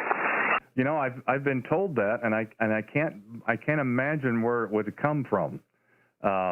Maybe it's just too many late nights of watching television or something, or yelling at the kids as they were growing up, or what. I say everything about the live stream is great until we got to the video part, and it wasn't my idea. The wife said, "Oh, it'd be great to put a camera there." I said, "Yeah, but they have to point it at me." And she said, "Oh no, people will love it." So yeah, it's one of those deals. At least not only do you hear the voice, but you get to see it as well. So maybe there's a little bit of an upside. Nah, you're fine. I'm just messing. I figured I'd say, hey, I've been listening ever since you started, and just been listening in the background, and I figured I'd catch your YouTube channel. Took a look at it, so I figured I'd say, hey. Well, anyway, I'll let you go back and do your thing. I'll say 7-3s. Let's see here. Kilo 0, Romeo Whiskey Bravo. This is Kilo Charlie 9, Echo Uniform Tango. Well, I appreciate it very much for checking out the stream, and you know, it's not even a one kind of conversation. The contacts that I get and that you're able to hear on the live stream, they bring a lot more to this than I do, and that's what I like about the hobby. Is that everybody I come in contact has a lot different varied interest and background than I do, and it does make it entertaining. I certainly enjoy it, and I love listening to stories and getting information from contacts we make. So, and like I said, we got some for you tonight as well. So, but we do plan to be back here tomorrow evening, 7 o'clock Central. So, by all means, if you're out and about and you hear us, give us a call back. We'll try to work again and see how things are going for you. Thank you again for giving us a call. Be safe and be well, you and the family, and hope to work you again real soon. Kilo Charlie 9, Echo Uniform Tango, Kilowatt 0, Radio Whiskey Bravo. Thanks again, 7-3s. And K0RWB, reigning Kansas City, QRZ, any stations, anywhere. Come with your call, please. Whiskey Kilowatt 8, Whiskey Kilowatt. I got a whiskey !8 whiskey. Whiskey X-ray 1, X-ray. Whiskey Kilowatt 8, Whiskey Kilowatt. Okay, I've got both of you. The Whiskey 1 or Kilowatt 1, just stand by 1 second. There was a Whiskey 8 station as well. You guys are killing me. Try that again. Whiskey Kilowatt 8, Whiskey Kilowatt. Well, that's a tongue twister. Whiskey Kilowatt 8, Whiskey Kilowatt. Did you do that on purpose, Bill? Yes, I did. I asked for a vanity call, my initials. Well, I wonder how that works in CW. I only push to talk. Okay. Well, truth be told, I do the same thing. Well, it just kind of, it was a little hard to grab it. There was I think it was a Whiskey or a Kilowatt 1 at the same time there. And again, I'm trying to pull them out the best I can, and I wasn't able to get hardly one. You're coming in nice and good in Cincinnati, Ohio, about 20 miles east of there.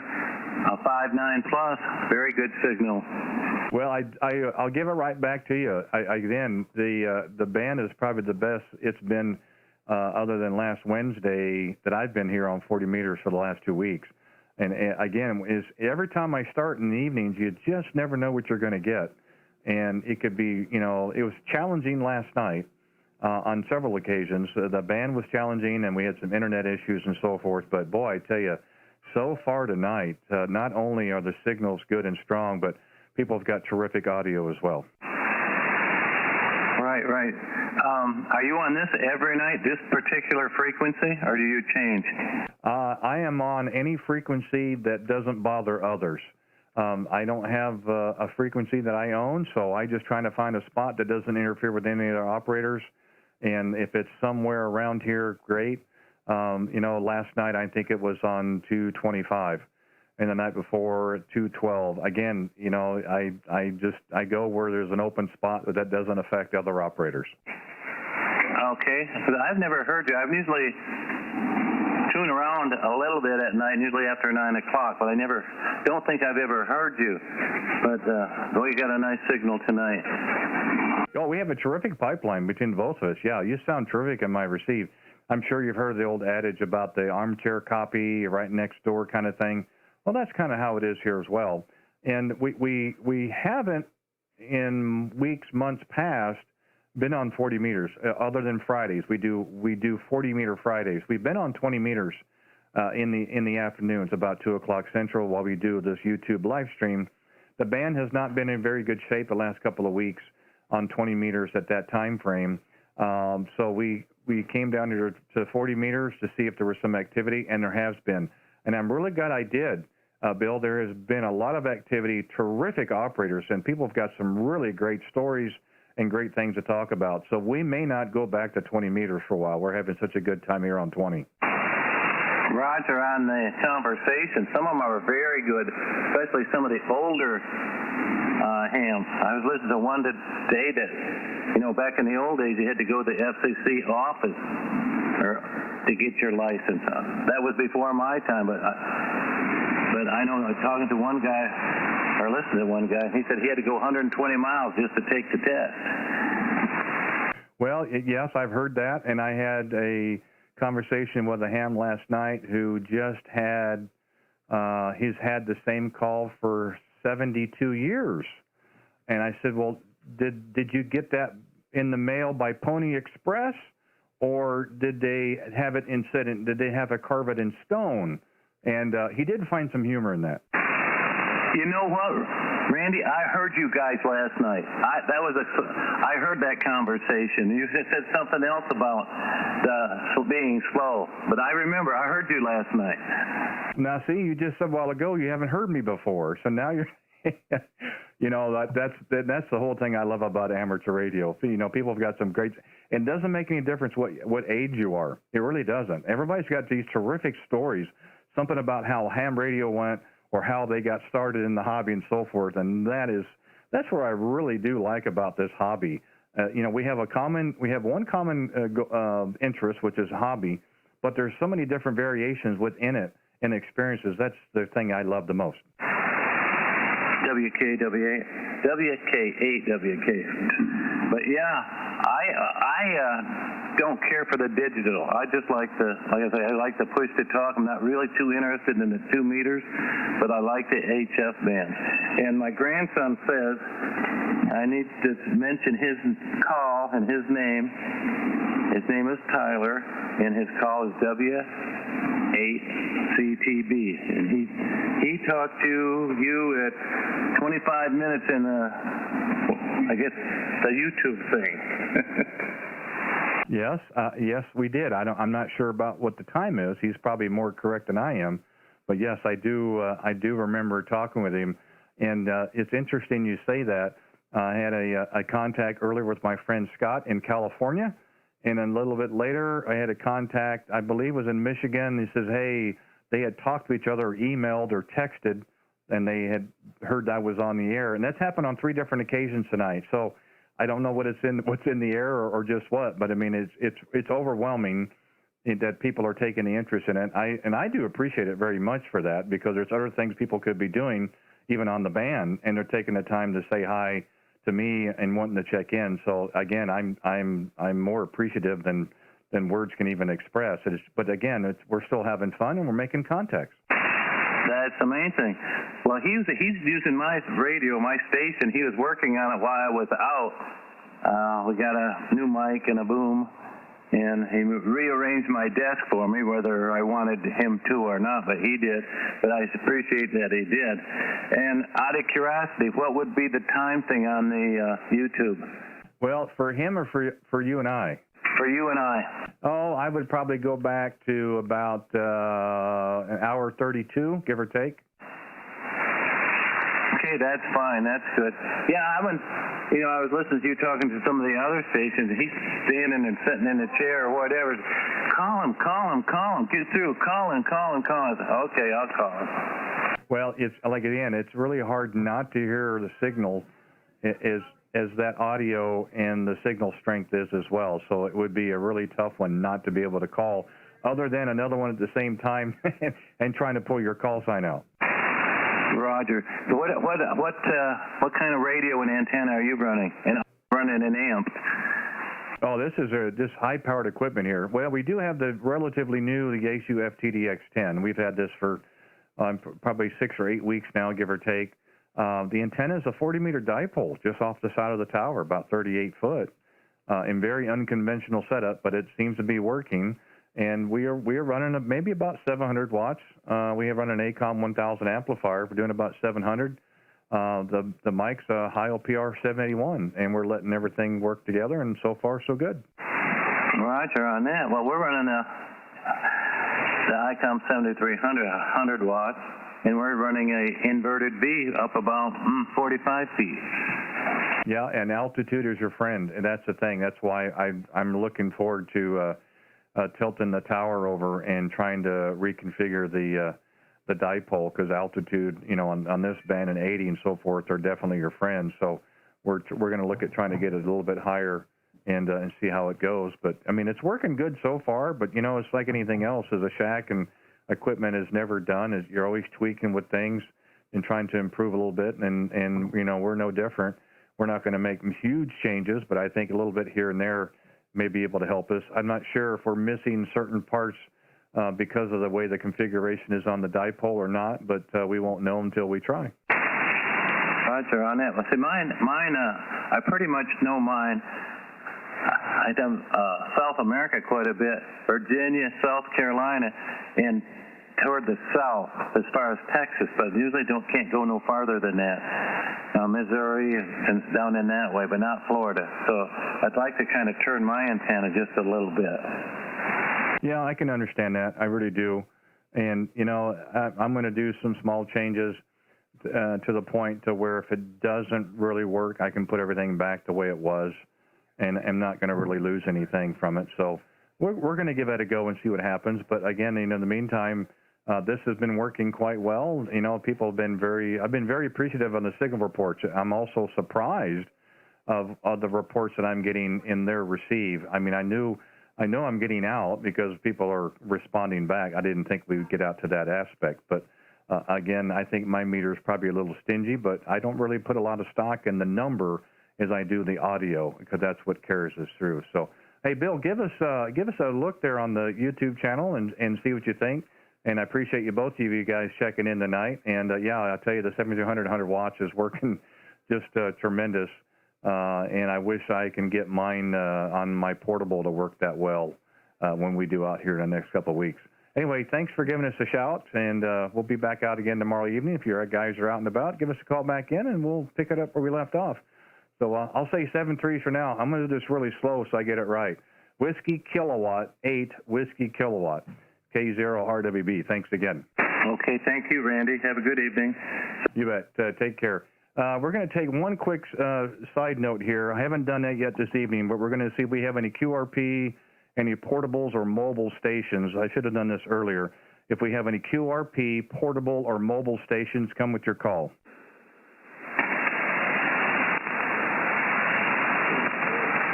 We'll try one more time. Any QRP, portable, or mobile stations?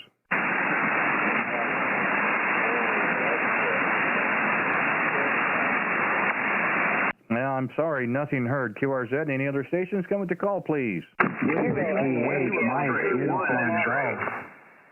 Whiskey 8, I believe it was Whiskey 8, Mike Uniform Golf. That's correct, Randy. This is Jim in Dayton, Ohio.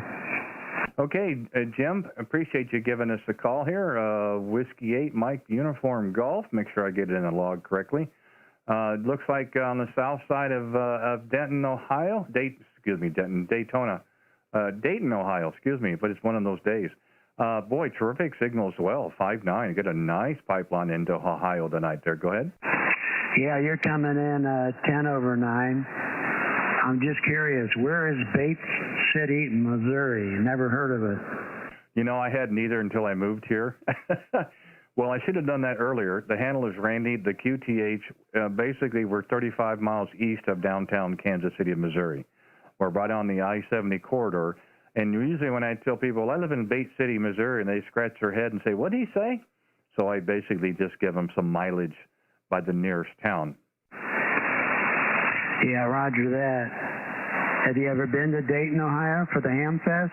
I have not. It was on my list, and then COVID showed up. Yeah, roger that. Yep, we're not having one this year, but hopefully next year.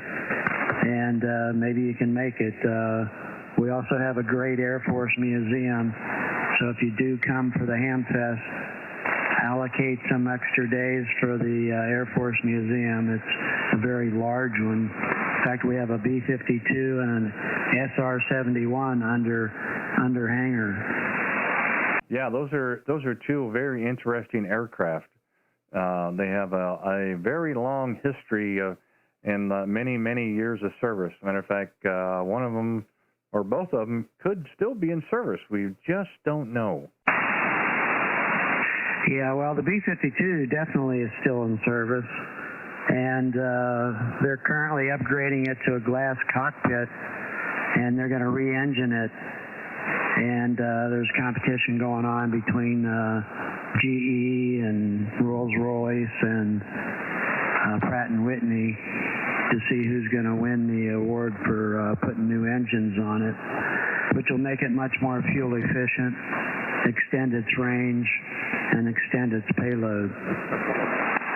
Yeah, it should be interesting when it gets done. I always did think it was a very unique aircraft. I can tell you how many steps it takes to go from wingtip to wingtip. How many steps? Well, for me, it was 136. Roger that. When I was stationed, I was in the Air Force for 4 years, and when I was stationed at Wright Pat, they had a SAC base there, and I was in a forward supply point. And one of the pieces of equipment we used to issue out the maintenance was something called an Astro Tracker. So this is before inertial guidance, and they would get their bombing precision from the stars. Okay, that's before my time as well. That's very interesting to know. That plane was designed in the late 40s, and I think the Air Force took first delivery of the first plane in 1952, and it's still flying and it's still viable.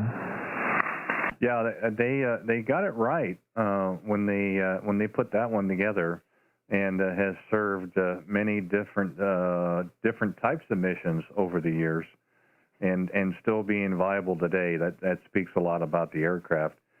It's unfortunate some of the other ones didn't survive some of the drawdowns and what have you, but we always enjoyed that aircraft, and we always enjoyed the A-10. Oh yeah, I love the A-10. That's and the ground troops really like the A-10 because it bails them out a lot of times. What kind of equipment are you using there, Randy? Well, this evening here in Studio A, we're on the Yaesu FTDX-10. Currently, we have that paired with a Heil PR781 microphone, and the antenna is just a dipole, 40-meter dipole on the side of the tower, about 38 foot, and I think we're about 700 watts on peaks. Yeah, roger that. We're running an ICOM 7300 here, with the standard mic, running barefoot, and we're going into an end-fed long wire antenna. Yeah, again, I've said it many times, even tonight. It's amazing what 100 watts in a wire does. It's really a great setup, and getting great signals in my receive as well. Maybe that works on both ends, on the transmit side and my receive side as well. But working quite well, and I'm very tempted here on these nights when I'm doing the live stream to kind of take a poll to see, of all the contacts I made, how many have or are operating 7300s, and I'll bet you it's at least 3 out of 4. Yeah, roger that. That was a big factor when I bought mine. I've only had my license since October. Although I was exposed to ham radio as a teenager, we had a ham live down the street. He'd let us use his rig under his supervision, and I actually studied for the test back when I was 18, but the code kept me from getting it. And then I looked up an old friend a while back and found out he had gotten his license, and that inspired me to relook into it. And so I took my tech in general at the same time. I have an electronics background, so it really wasn't much of a challenge for me. Well, that's great, and congratulations for October, and of course, welcome back to the hobby. That's terrific, and it is a story that's been very well told from many other operators that I have talked with just in the last couple of months as well. And I think it's terrific. I really do. It's, a lot of circumstances are bringing people back to the hobby. Even the bands are kind of, the conditions are in. And I've talked to a lot of first-time ham operators, first-time licensors, and that's great as well. And they're in most cases they're a sponge. They want to know everything, and they want to know it now, and they want to gather as much information. So they're very enthusiastic about the hobby, which I think is great. One of the best contacts I ever had was the week ago Wednesday from a young man in Texas, 9 years old, has his technician license, was working with his dad in his shack, and is studying to get his general. He was very well pronounced. He carried himself very well, knew the phonetic alphabet just tremendously, but he handled himself well. He carried himself well, and it's a great tribute to where the hobby is and where it's going. And I will never forget that. It's one of the best contacts I ever made. Yeah, roger that. Yeah, 9 years old. That's amazing. I lived in Missouri in 1970 and 71 and 72. I was a sales rep, and I had Arkansas, Missouri, and Illinois as a territory. So I used to drive all over. That's why I was surprised I didn't know where Bates City was. Oh, so you drew the short straw. Is that what you're saying? Something like that. Well, that's okay. I always said that home's where you hang your hat.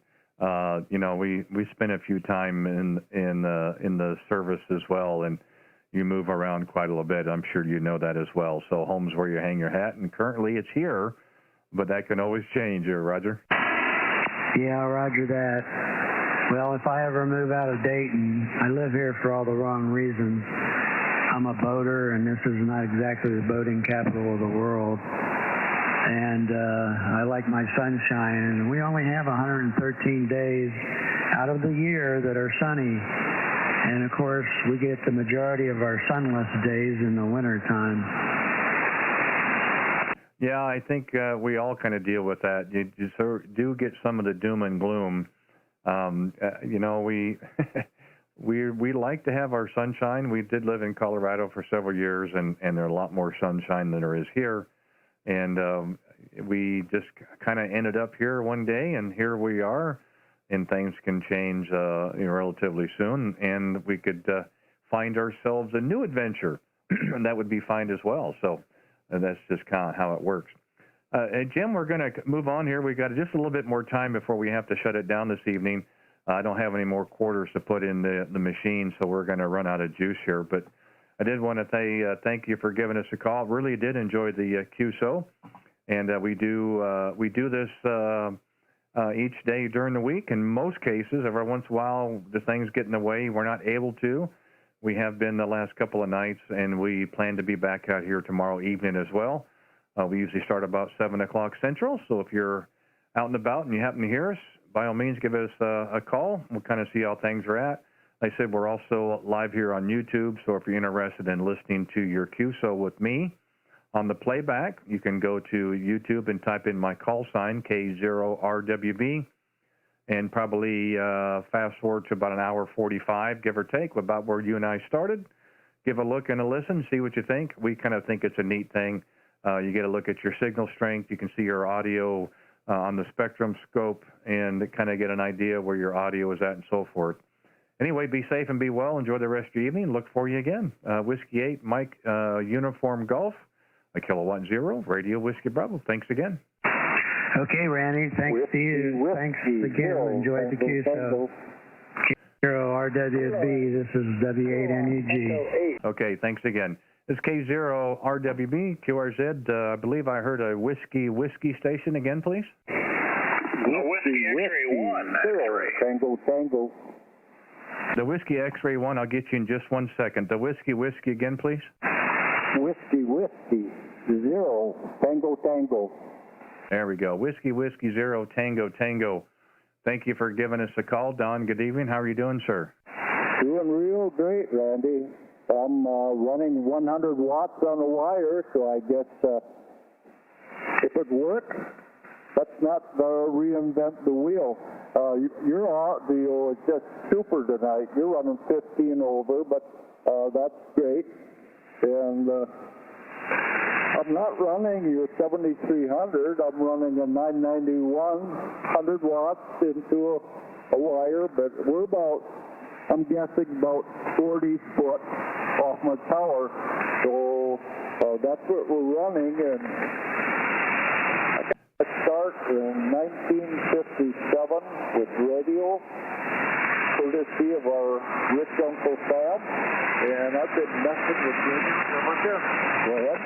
Well, that's terrific. Well, I'd have to say so far you get the gold star because, one, you're running 100 watts in a wire, and two, you're not running a 7300.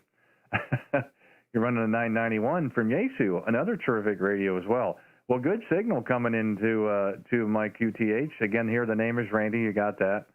And the QTH. I will say it's Bate City, Missouri, and people go where? So let's just say 35 miles east of Kansas City. That gives you a little bit better idea. But yeah, again, it's amazing what 100 watts in a wire does, and it's nice to hear you from Spring Lake, Minnesota. Go ahead. Roger that. And you can't find it on the map. It's about 50 miles north of Grand Rapids, Minnesota. Well, let's see. You got to be somewhere close to Osland, Squaw Lake, maybe Marcel, Dora Lake, somewhere in that area. Roger? Roger that. If I had a baseball, I could hit Osland by just throwing it across the river. Well, you didn't think I knew that there, did you? You learn something new every day. So I'll let you go make some more. I've just been riding along with you here for the past hour, and I will get on your site, and hopefully I can maybe duplicate it. So best to you. Randy. This is WW0TT. No, the pleasure's all mine, and I appreciate you riding along. Hopefully you've enjoyed it. Or maybe you just need some noise in the background. We certainly have. We've had just a tremendous time tonight. We've had we've had lots of contacts and great conversations, and people have got some great stories, good information as well, which I hope everybody else is getting out there as well. So we do enjoy it a lot. And that's why we like doing this. So thank you, Don, for giving us a call. We will be back out here tomorrow evening. So if you're out and about, give us a call back. Yeah, and if you want to listen to our QSO on my YouTube channel, put in my call sign in the YouTube search box, and you can fast forward to about 1 hour 51, 152, somewhere around there. We'll probably get you pretty close. Give a look and a listen, see what you think, and we definitely look forward to working you again. Love the call, by the way. That's really very intimate. I like that very much. Whiskey, Zero, Tango, Tango, Kilowatt Zero, Radio, Whiskey, Bravo. Thanks again, Don. 73s. 73. That'll work real good on CW. Okay, take care. Okay, the other station here, we're going to clear with him, was a Whiskey X-Ray 1. I hope you're still in there because you're sure we've been patient. The Whiskey X-Ray 1, come give me your call. Yeah, Whiskey X-Ray 1 X-Ray, over. Oh, there we go. And it was just one letter, Scott. What was I missing? Hey, thanks for hanging in there. He just kind of got you at the wire. That's what it was. So I wanted to grab that one real quick because your signal was so strong the last time around. I had a feeling I wouldn't hear you, wouldn't have any trouble hearing you this time. Go ahead. All right, very good, Randy. K0RWB WX1X. Yeah, I'm following you on the YouTube channel and enjoy this very much. A very new thing, and I find probably about a 5 or 10-second delay in the broadcast, which is, I guess that's by design, but with the internet. But you are a 5.9 into Rhode Island. Over. Yeah, that's surprising, Scott. I'm on two accounts. One, I've always been told and noticed that the delay was about 20 to 30 seconds. So if you're getting better than that, hey, great. We've had some internet issues the last 24 hours. I think part of it's been weather.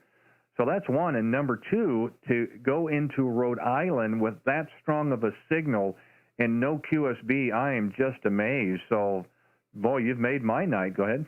All right, Randy. Yeah. Well, I'm running 1,000 watts. I kicked on the amplifier here because I wanted to work you. So in Missouri, and my youngest son has a significant other that's going to Washington University in St. Louis. So it was great to make your contact. K0RWB WX1X. No, that's terrific. And yeah, I'd say the kilowatt's working. But again, the audio that you have with that is just crystal clear. Just amazing, you know, and some situations, you know, higher power, you start getting distortion and so forth. At least some stations I've listened to do that. But my gosh, yours is just crystal clear. So it's dialed in wonderfully. Well, thank you, Randy. Thank you. I know a lot of people want to talk to you, so I'll let you go. Nice to meet you and do this QSO. K0RWB WX1X. You bet. Well, thank you for giving us a call, Scott, and hanging in there. Again, he just kind of nipped you at the wire there, but I do appreciate your patience, and I'm glad we got a chance to work.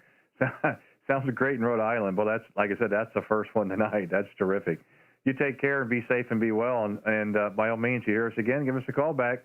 Then maybe you'll get them at the wire. You take care. Whiskey X-Ray 1 X-Ray, Kilowatt Zero, Radio Whiskey Bravo. Thanks again, 73s. Bravo 9 Tango Echo. November 9, Sierra Echo Bravo, N9 SEB. Victor India Sierra. I got a few of you. I pulled one out there. It was something November 9 station. November 9, Sierra Echo Bravo, N9 SEB. Okay, got it that time. Hey, good evening, Steve. How are you doing tonight? I'm doing great. Watching you on YouTube here, waiting for my signal to show up. I'm just getting back into amateur radio and playing around. I've got a wire, end-fed halfway, but yes, I'm running the 7300. I've also got a Zygo G90, though, I use for portable operation. Oh, terrific. And that's, and let me think, the G90, that's like, what, a 20-watter? Correct, 20 watts. I run into an end-fed half wave and interface with the Raspberry Pi for doing digital modes with it and WinLink. Oh, very, very cool. I've heard several people now that own that radio, and I've actually talked of one, I believe Tuesday night, because I try to set aside a little bit of time either at the top or the bottom of the hour for QRP portables and mobiles, and he was QRP. This is in Atlanta. And on the G90, and you know, on 20 watts, did a nice job. Again, the wattage and the wire seems to be the big key here. So I think that's terrific. One quick comment on your page is this photo of the shack. That's, would you call it characterized? Or I'm not sure how you got that done. Go ahead. Well, I took a picture with my iPhone and put a filter on it. I think it's called a comic filter. Oh, very interesting. Yeah, and that's a neat little setup. And U.S. Marine Service. Well, thank you for your services, United States Navy retired here. Appreciate that as well. That's a very, very interesting picture. Is that also a QSL card picture you use as well, or do you use any QSL cards? That is the QSO card, absolutely, and that's what I've been sending. I'm still trying to figure out which logging and rig control software I want to use for the 7300. I've got HRD and Win for ICOM and rig control. Of course, the rig control is what I use with the Pi 4 or the G90. Yeah, it's a lot because the last HF rig I had was a Kenwood TS120S, so this is a big jump up from there. Yeah, I would say that's a big jump. Well, I don't know if you've been listening for a while or not, but I have a 7300 as well. We bought that at the end of January. That's in Studio B, which we have downstairs. In ham radio, I've been told 2 is 1 and 1 is none, so I'd like to have redundant systems. We bought the 7300 knowing that we were going to use it as portable down the road, and then we ended up getting this Yaesu that we're operating here in Studio A. And the 7300 is paired with a Heil ICM microphone. And we do have the Win for ICOM software. The only thing I don't like about it is you can't enlarge that screen.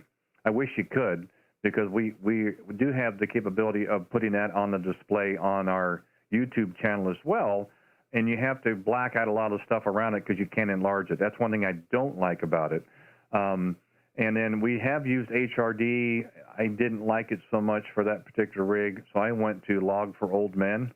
That we've been using on both rigs, and I've used it since about 2012, and of course have all their various updates and so forth. And it's a free software. I think HRD has gotten to the point now where it's paid. I still have a free version from way back in the day, and I don't behoove anybody from making money. I do donate to Log for Old Men from time to time because they do come out with updates, and that's what's worked for us, and it's fairly flexible for either radio setup that we use. And the mapping, I find that hands down, the mapping is by far better with Log for Old Men. I mean, that's why I can look here and I can look at the squares and I can see Elmwood Park, Sylvania, Kellogg's Corners, Sumners, Mount Pleasant, pretty close to where you're at there, Roger.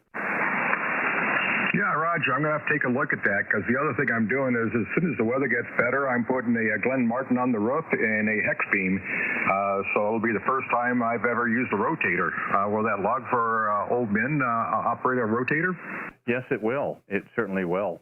And you're going to find a whole new amateur radio event when it comes to having a hex beam. We own one here as well. And I wouldn't trade mine for anything. We've had several discussions in weeks past on bigger and better and so forth, and that's very true. There are antennas with more gain, more side and front to back projection, and there are other antennas that will operate 6 through 20, but I don't know any that'll do what the hex beam will do for under $1,000, so that's where we get them. Yeah, real good. Well, I know there's other people want to talk to you, so I'm going to let you go. A fellow will show me. I was actually born in Jackson County, but I haven't lived there since '59. My mother saw snow, left, and has never lived in the snow again. She can't figure out why in blazes I'd live out there in the frozen Yankee Northland, eh? Anyhow, 73s, and thanks for the QSO. Oh, my pleasure. That's terrific, Jackson County. Yes, sir. We're right next to it. We're Lafayette County. Hey, thanks, Steve, for giving us a call. And like I said, love the card. Very nice setup. And yeah, you're terrific in my receive, 5.9 all the time. So we definitely have a nice little pipeline. Hey, take care. Enjoy the rest of your evening. Be safe and be well. And if you hear us again, by all means, give us a call. Look forward to working you again. November 9, Sierra Echo Bravo, Kilowatt Zero, Radio Whiskey Bravo. Thanks again, 7-3s. And K0RWB, Randy in Kansas City, QRZ.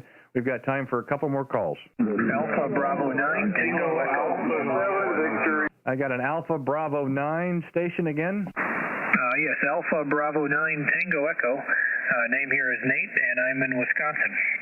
Okay, Nate from Wisconsin. Appleton, is that pretty close? That's it. Boy, I tell you, I love this logger. If I can type it in correctly, it pulls it right up. That's good to know that it's working. Well, thank you so much for giving us a call.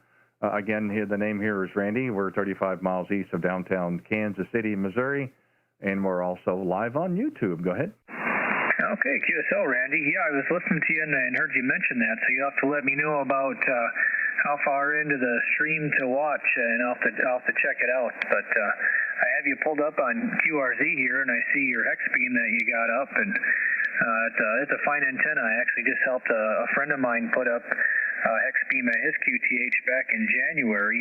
His call is Whiskey 9 Sugar Tango Tango. And that was a lot of fun, but it was worth it. We got that antenna up, and the first contact we made was Japan on 20 meters. He couldn't believe it. Oh, I can. I really can. It is amazing. And by the way, for the stream, go to 2 hours 4. It'd be pretty close to about when we started.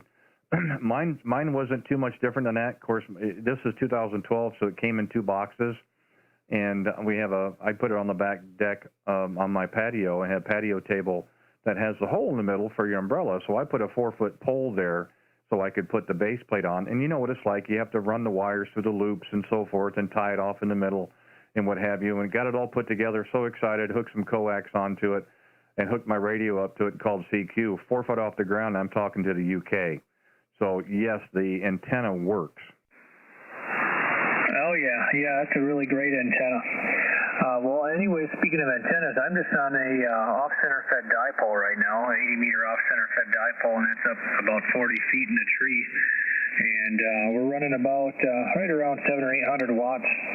And the rig is a Yaesu FT920, kind of a big old, I don't know, I'd call it a boat anchor, but it's a pretty big radio. I just got it this week. I've always liked the way it looked since I was younger and first got into the hobby over 20 years ago. I always wanted one, and I saw one at the right price, so I snatched it up. But I normally run an ICOM 7100, and so I'm just kind of putting this one through its paces right now, and wondering what your opinion is, how you think the audio sounds. Well, you know, the cool thing about the radios and equipment, they have no idea how old they are. So you flip them on, they either work or don't work. I think it sounds tremendous. The one thing I was going to say when it came to audio is, I'm not a audio engineer by any stretch of the imagination, but it's bright, if that makes any sense. It's not punchy, so it's not overdriven, but it's very bright, and it's right in front of you, if that makes any sense. I mean, there's no, muffle in the background, distortion kind of thing. It is right in front of you, and I think it sounds great. Okay, I appreciate it. Yeah, the microphone that I'm using with it is actually a BM800, a Bravo Mic 800. They sell them on Amazon for like $30, and then I designed a preamp for it. So I take out the one that it comes with, and then I put in this one that I make, and I can hook it straight into any radio that'll power it. Pretty much any ham rig now, and even for quite some time, supply power to the microphone jack. So this thing will work on anywhere from 5 to 14 volts. And power the microphone, and it's got a little bass and treble adjustment on it too, so I can kind of tweak it for each radio. And this is also what I normally typically run with my ICOM, so I haven't retweaked it for this one, and I was just hoping that it would sound all right. No, I think it sounds great. And your signal's 5.9 plus 10. So yeah, I mean, we're not a long ways away. I mean, we still have to worry about propagation and so forth, but it's probably one of the better signals and audio I've heard this evening, which is pretty tough because everybody's been really good so far tonight, and that's what's really bringing me back to 40 meters night after night, because not only are we getting great signals and audio, but just very interesting stories and information that hopefully everybody else is getting as well. That's what the real cool thing about this is, Roger. Yeah, the same thing I like too. I like getting a good rig chew in and talking over some technical stuff or just really wherever the conversation goes. I was trying on 17 meters earlier tonight, and the band was pretty dead. I worked one station in Brazil, and that was it, and called CQ for probably 20 minutes and didn't get anything. So then I tried 20, and no luck there. That band was pretty much washed up, so it brought me down here to 40, and the band seems pretty alive. Yeah, there seems to be quite a bit of activity, at least the last 2 weeks. We were here on 40 meters all last week, and so far this week. Generally, we do our live stream on 20 meters about 2 o'clock Central, for a few hours and so forth. And 20 has, at least around where I'm at, it has not been in very good shape. And if you're trying to do a live stream and you're just calling CQ, it doesn't, it just doesn't bring much to the table. So we saw it started to happen. So we worked really hard for an hour on 20 meters a week or so ago. And then we decided to come down to 40 meters and work the rest of the hour. And from that point on, I'm like, well, why would you go anywhere else? I mean, again, interesting stories, great signals, wonderful audio. Everybody's got something to bring to the table. To me, it's very entertaining, and it's a joy to do this, and it's been a lot of fun. That's the whole bottom line, is to make contacts and have fun doing it, and that's kind of what we're at right now. Go ahead. Yeah, QSL, Randy. Yeah, that's it seems to be kind of a thing that's starting to catch on. I see more and more people doing the live stream thing. And I think it's really great. It gives people a chance to go on and they can hear what they sound like on the other end, A friend of mine always jokes around. He'll ask me, he goes, how do I sound? And, and I'll tell him how he sounds. He said, yeah, he goes, I can never run around to the other side quick enough to get there to hear it, So I thought I'd throw it in there. But I checked out your channel. I obviously didn't watch the video yet. I will after the QSO, but I just subscribed to you, and if you get a chance, I got a channel on there as well. I'm trying to build up the subscribers on. I don't have a whole lot of content on it yet, but there will be more to come. And mine is just my call sign. So if you type my call sign into YouTube, you'll find mine as well. I see that. I've got my phone in front of me, but I'm going to make sure I put the call sign down as well. When I had some prodding to kind of do this from my friend Alex down in Florida. I think everybody's talked to Alex with Whiskey 7 Hotel uniform, and he kind of suggested, hey, will you start doing this? And I only got to know him because I heard him, and I just wanted to check in. It's a Florida station. I'm in Kansas City, and he's like, yeah, I'm doing this YouTube thing. I go, really? He says, yeah, you can play it back later. Well, if you're watching a live stream, I generally wear headphones because it's easier to hear everybody. Everybody else in the house doesn't have to hear it. And I think I sounded terrific in the headphones. And I'd listen to the playback, and I thought it was awful. Here's the key thing, though, is nobody's going to know your voice as well as you do. That's the whole thing about it. So I can give you my opinion what it sounds like, and then you listen to it later and go, that's not me. That sounds terrible. So that's the whole thing. I think is the kind of the key to all this, is you get a chance to listen to yourself, how you sound, and nobody knows the way you sound better than you do. So if there's any changes you want to make, that would give you an opportunity to do so. So that's kind of how we decided to do this as well. Again, there's not many I know of in the Midwest. There's a lot on the East Coast. There's a friend of mine in Mississippi that's doing it. There may be some others, but I'm missing them. So, we're just a small cog in a big wheel. And it's not a competition. We're all trying to help each other. Again, you've got a channel. I'm more than happy to go to that, check it out as well. And that's just kind of what we do. But it's been fun. If it goes no other farther than it has right now, it doesn't matter. I'm still going to be calling CQ and making contacts and having QSOs. Oh, yeah, I totally hear you, and that's great. I typically, when I'm trying to set up my audio, I'll try to listen through another radio. Like when I set this one up, I actually plug my headphones into my ICOM 7100 and listen, that way. So it's an actual off-air signal, or I'll use my SDR, or what I've started to do now a few times too is I'll just use the online receiver, that K0RWB website, and I'll see if I'm propagating to where that station is and record it on there, and that seems to be a good kind of reference point also, because just about every radio I've ever tried, you can listen to their the monitor output, and none of them are ever really representative of what's actually going out over the air. They give you an idea that your microphone's working, and if you're wearing headphones, they help you see you can hear yourself and you're not shouting, but that's kind of where the usability stops. Yeah, that's very true. And what helps me with this particular rig is, there's a little bit of noise on the band, at least in my area, and I hit the digital noise reduction, the DNR, which is adjustable. And when I turn that on, all I hear is you and nothing else. So that way it's really easy for me to kind of dial it in. And another thing, of course, when you listen to and watch the playback, watch your wave pattern. You know, you'll see if you're down to about 100 hertz, you have a dip at about 300 to 400. You come back up again around 1,000, and it comes back down a little bit at 1,200, and it comes back up around 22 to 2,800. So that will also kind of help you a little bit as well. You know, it's one thing to do the live stream and what have you.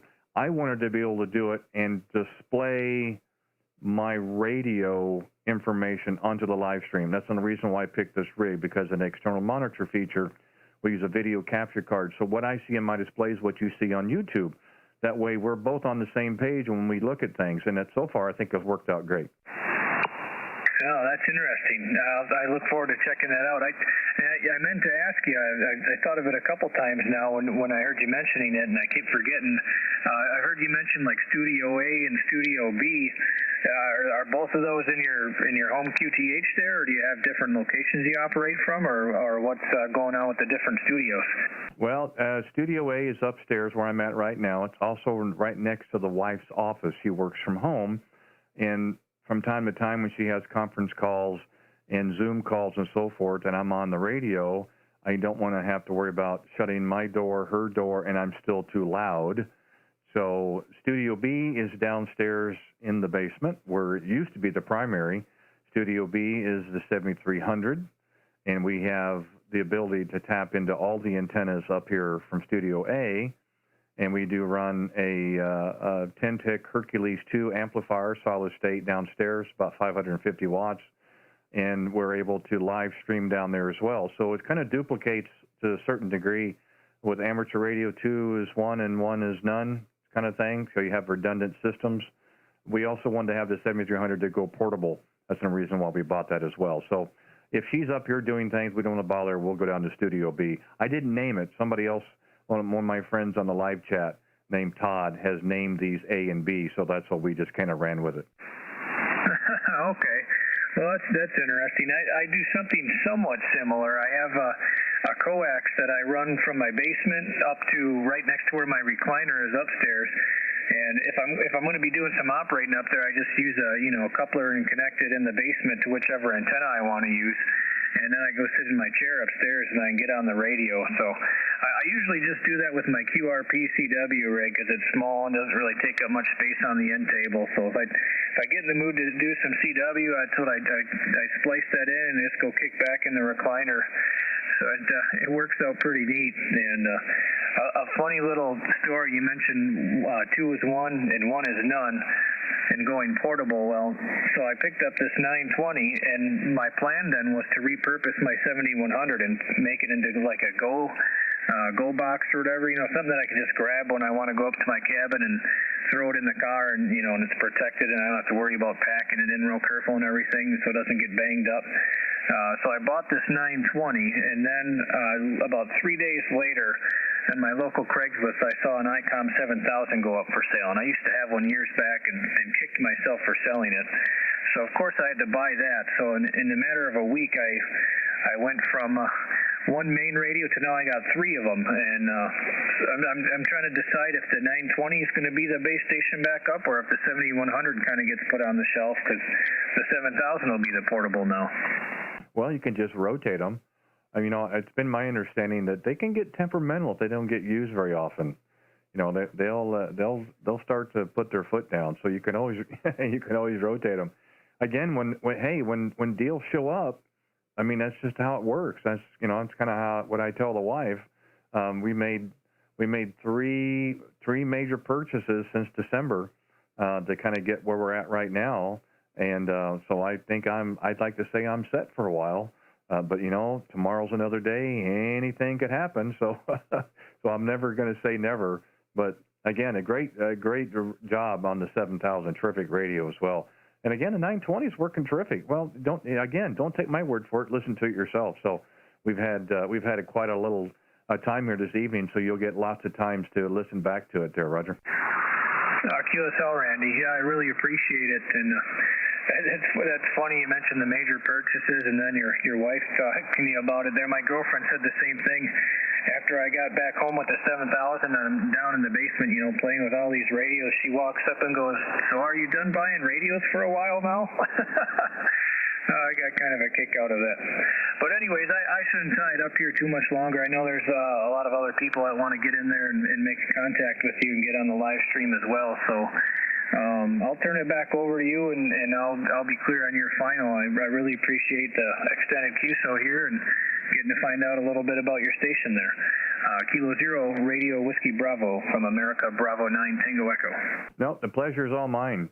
I do appreciate you being out there, and I do appreciate you giving us a call, and had a great time with the QSO, and I look forward to many more as well.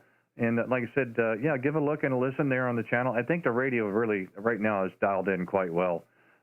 So maybe next time around we could try a different radio and see how that works with you. But again, if you wouldn't have told me what it was, I would have never been able to guess that's what it is. So it definitely sounds good in my receive. Thanks for giving us a call, and look forward to another QSO, probably lots of more, I would guess. We're not that far away. Sounds really good in my receive. So have a great evening, and we'll be back again tomorrow night. If we have a chance to work you, great. If not, have a good weekend, and we'll try again next week. Alpha Bravo 9 Tango Echo, Kilowatt Zero, Radio Whiskey Bravo. Thank you again, 7-3s. 7-3, Randy. Okay, K0RWB, QRZ, any other stations? Come with your call, please. November 5, Oscar Uniform Radio. November 5, Oscar, was it Radio Uniform? Oscar Uniform Radio. Uniform Radio, November 5, Oscar Uniform Radio. Oh, gosh, not back in Texas. I thought I was going to get away from Texas tonight. Well, look who's here. Bat, how are you doing? Doing real good. Hold on one second. Oh, is she calling you again? Shall we take a standby? Better catch up for a little bit, and then, and I do not know what's going on here. My radio's going crazy. Let me switch antennas real quick. I was going to say, is the wife calling again? You got to go. We'll put you on standby. No, my antenna was giving me trouble. The SWR was going through the roof, especially with my amp on. So I switched antennas. Hopefully you can still hear me. But things are going real good in Texas tonight, Randy. How about yourself? Oh my gosh! I tell you what, of the last 2 weeks here on 40 meters, I'd have to say it's probably been the best night we've had. Now a week ago Wednesday was close, but so far this has just been outstanding. We have had just a great time. Wonderful signals. Everybody's got terrific audio. Some great stories I've heard tonight, and some great information has been passed around. I mean, it's just been one of the best nights I've had in a long time. So yeah, we're just having lots of fun. Well, excellent. Yeah, my day started out pretty good. It got a little soured. I told you last time I had just put up that DX Commander, which is basically a fan dipole, but on a vertical configuration, and it has about a 33-foot fiberglass mast.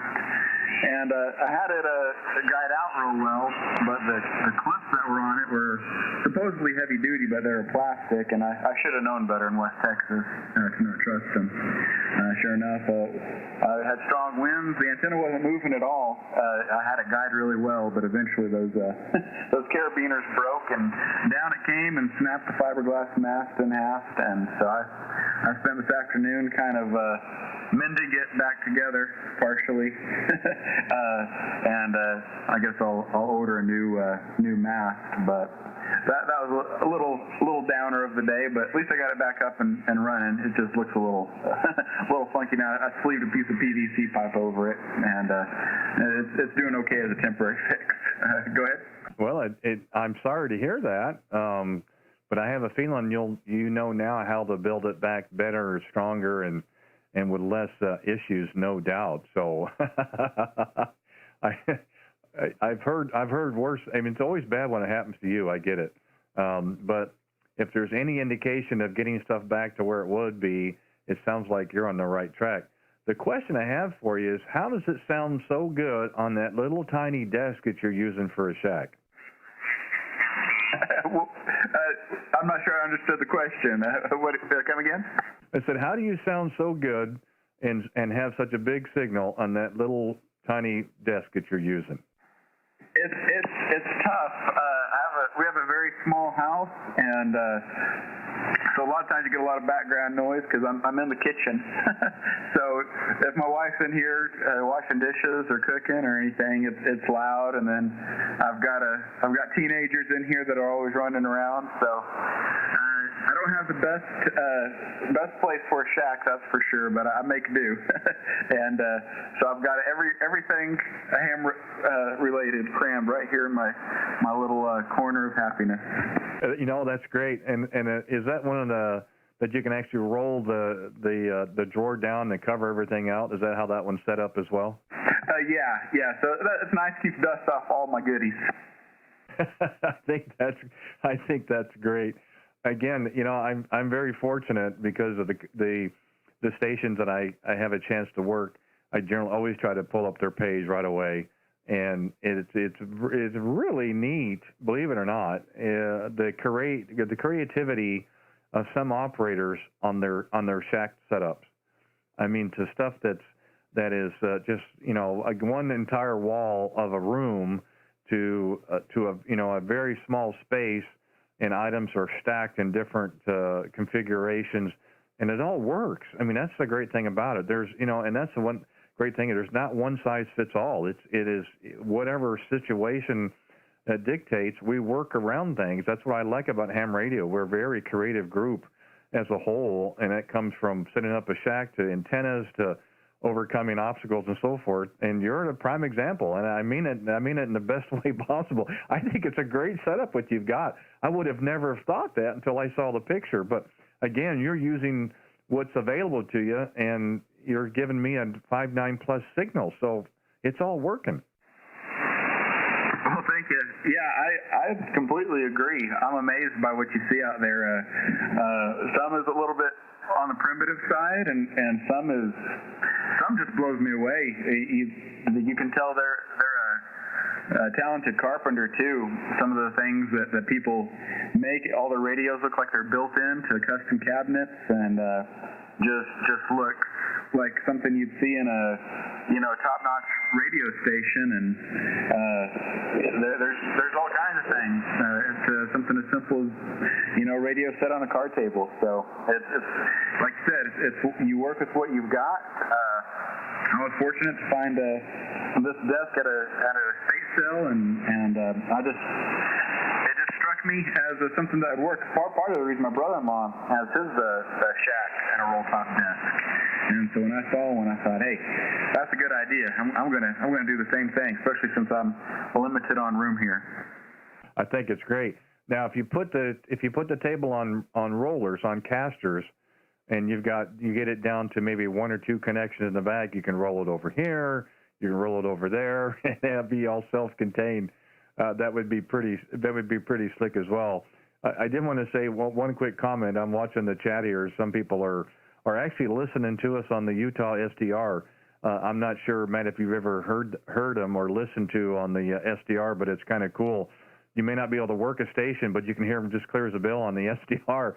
That's pretty cool. So I guess we're getting statewide famous all of a sudden there, Roger. Roger. Well, I typically, the Utah SDR is the one I can hit the most consistently. So if I ever want to test how I sound, I get on 40 meters and hit the Utah SDR.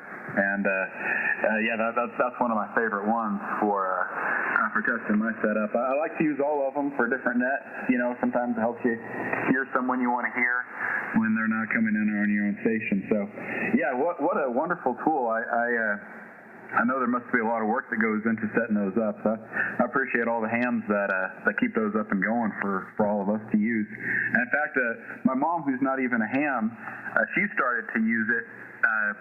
We have a little Christian net that we do every morning, and she likes to listen in on it.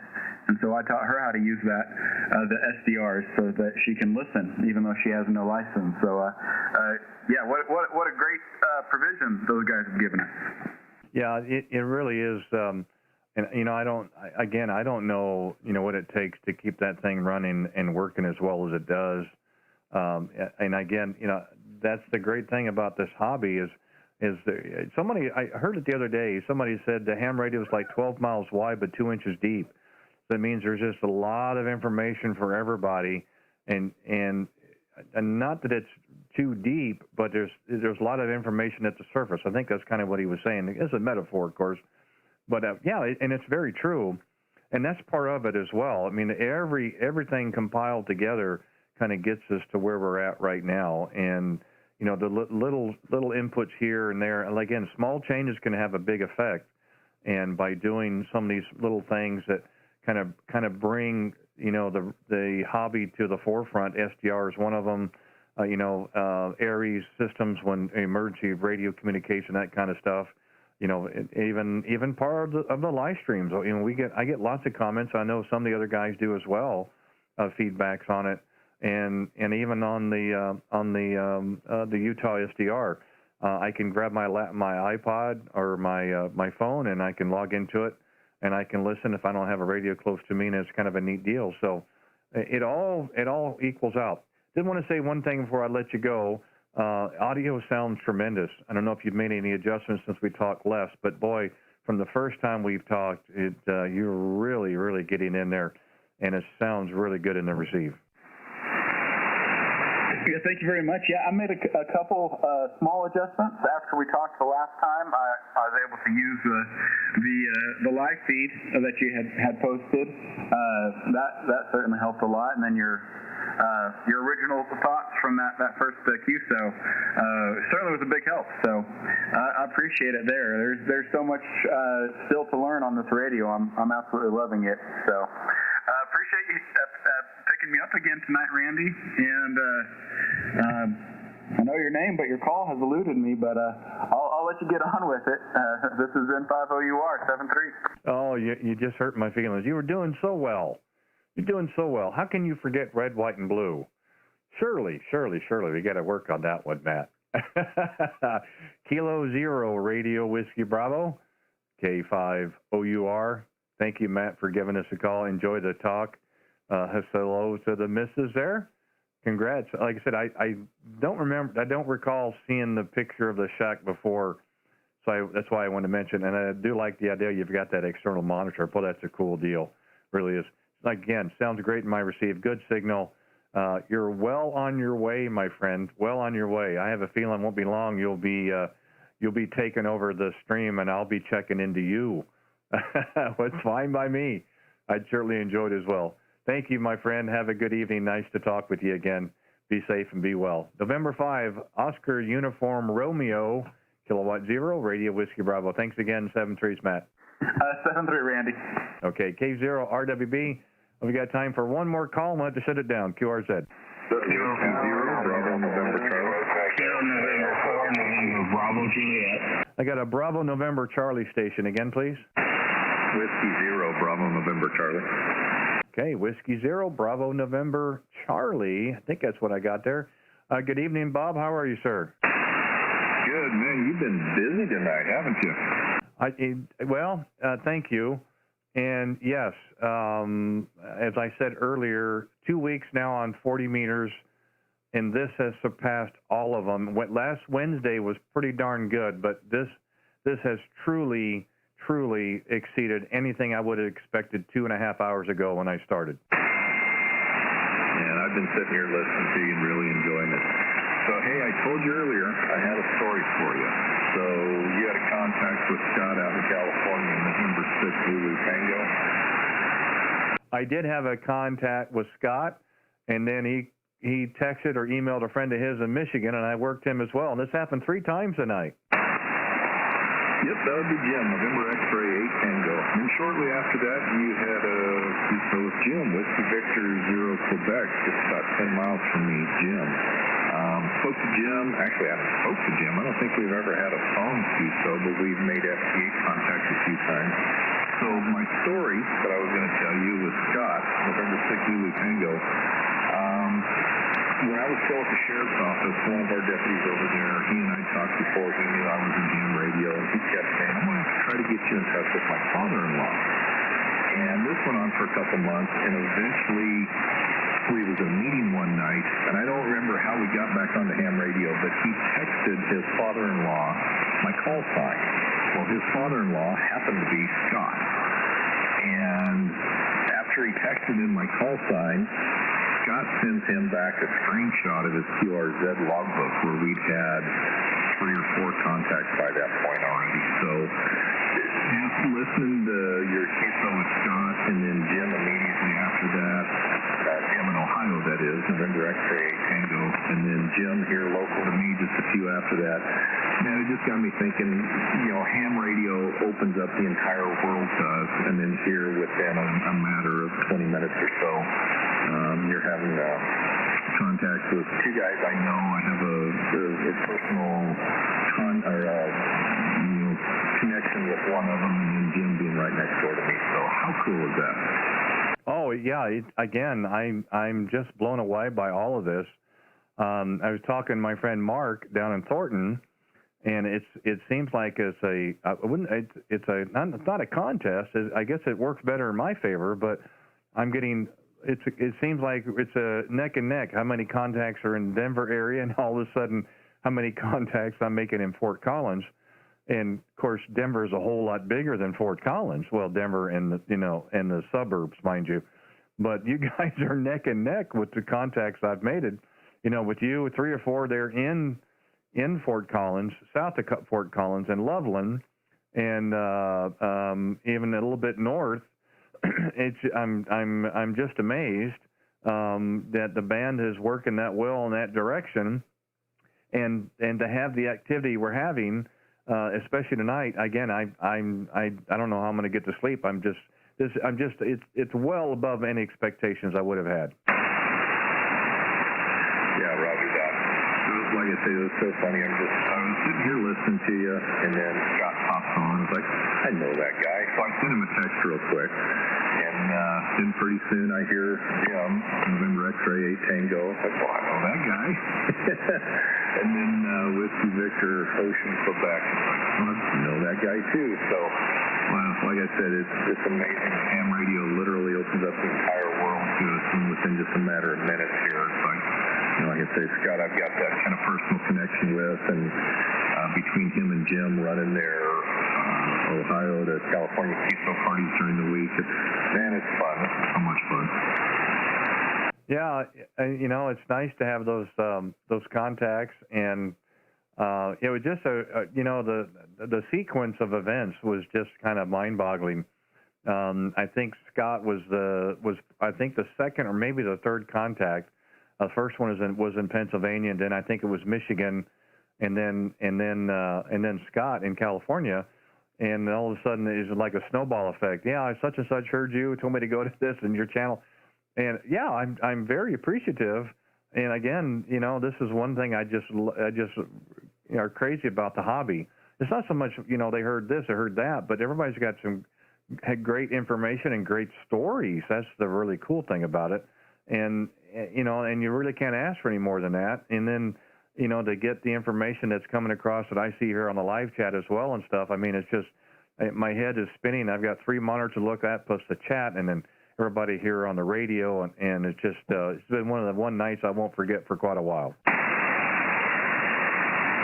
Yeah, very cool, very cool. And man, 40 meters has been good tonight. I've been watching the waterfall from one end of the band to the other, and it's just packed with signals. So it's been excellent. I've actually had I'm on the Kenwood tonight. I've got it over on the receive antenna because I've got some incredible local noise here. I'm not sure where it's coming from, but I can switch over to my receive only antenna. It's one of those loops on the ground. It's a 15 square foot section wire that's stapled down into the grass in the backyard, and it's extremely quiet. And even then, you've been up 5.7, 5.8 on that receive only antenna, but when you're not talking, I've got zero noise. So it's been wonderful listening to you tonight. I just enjoyed listening to everybody else you've been making contact with. It's been a lot of fun.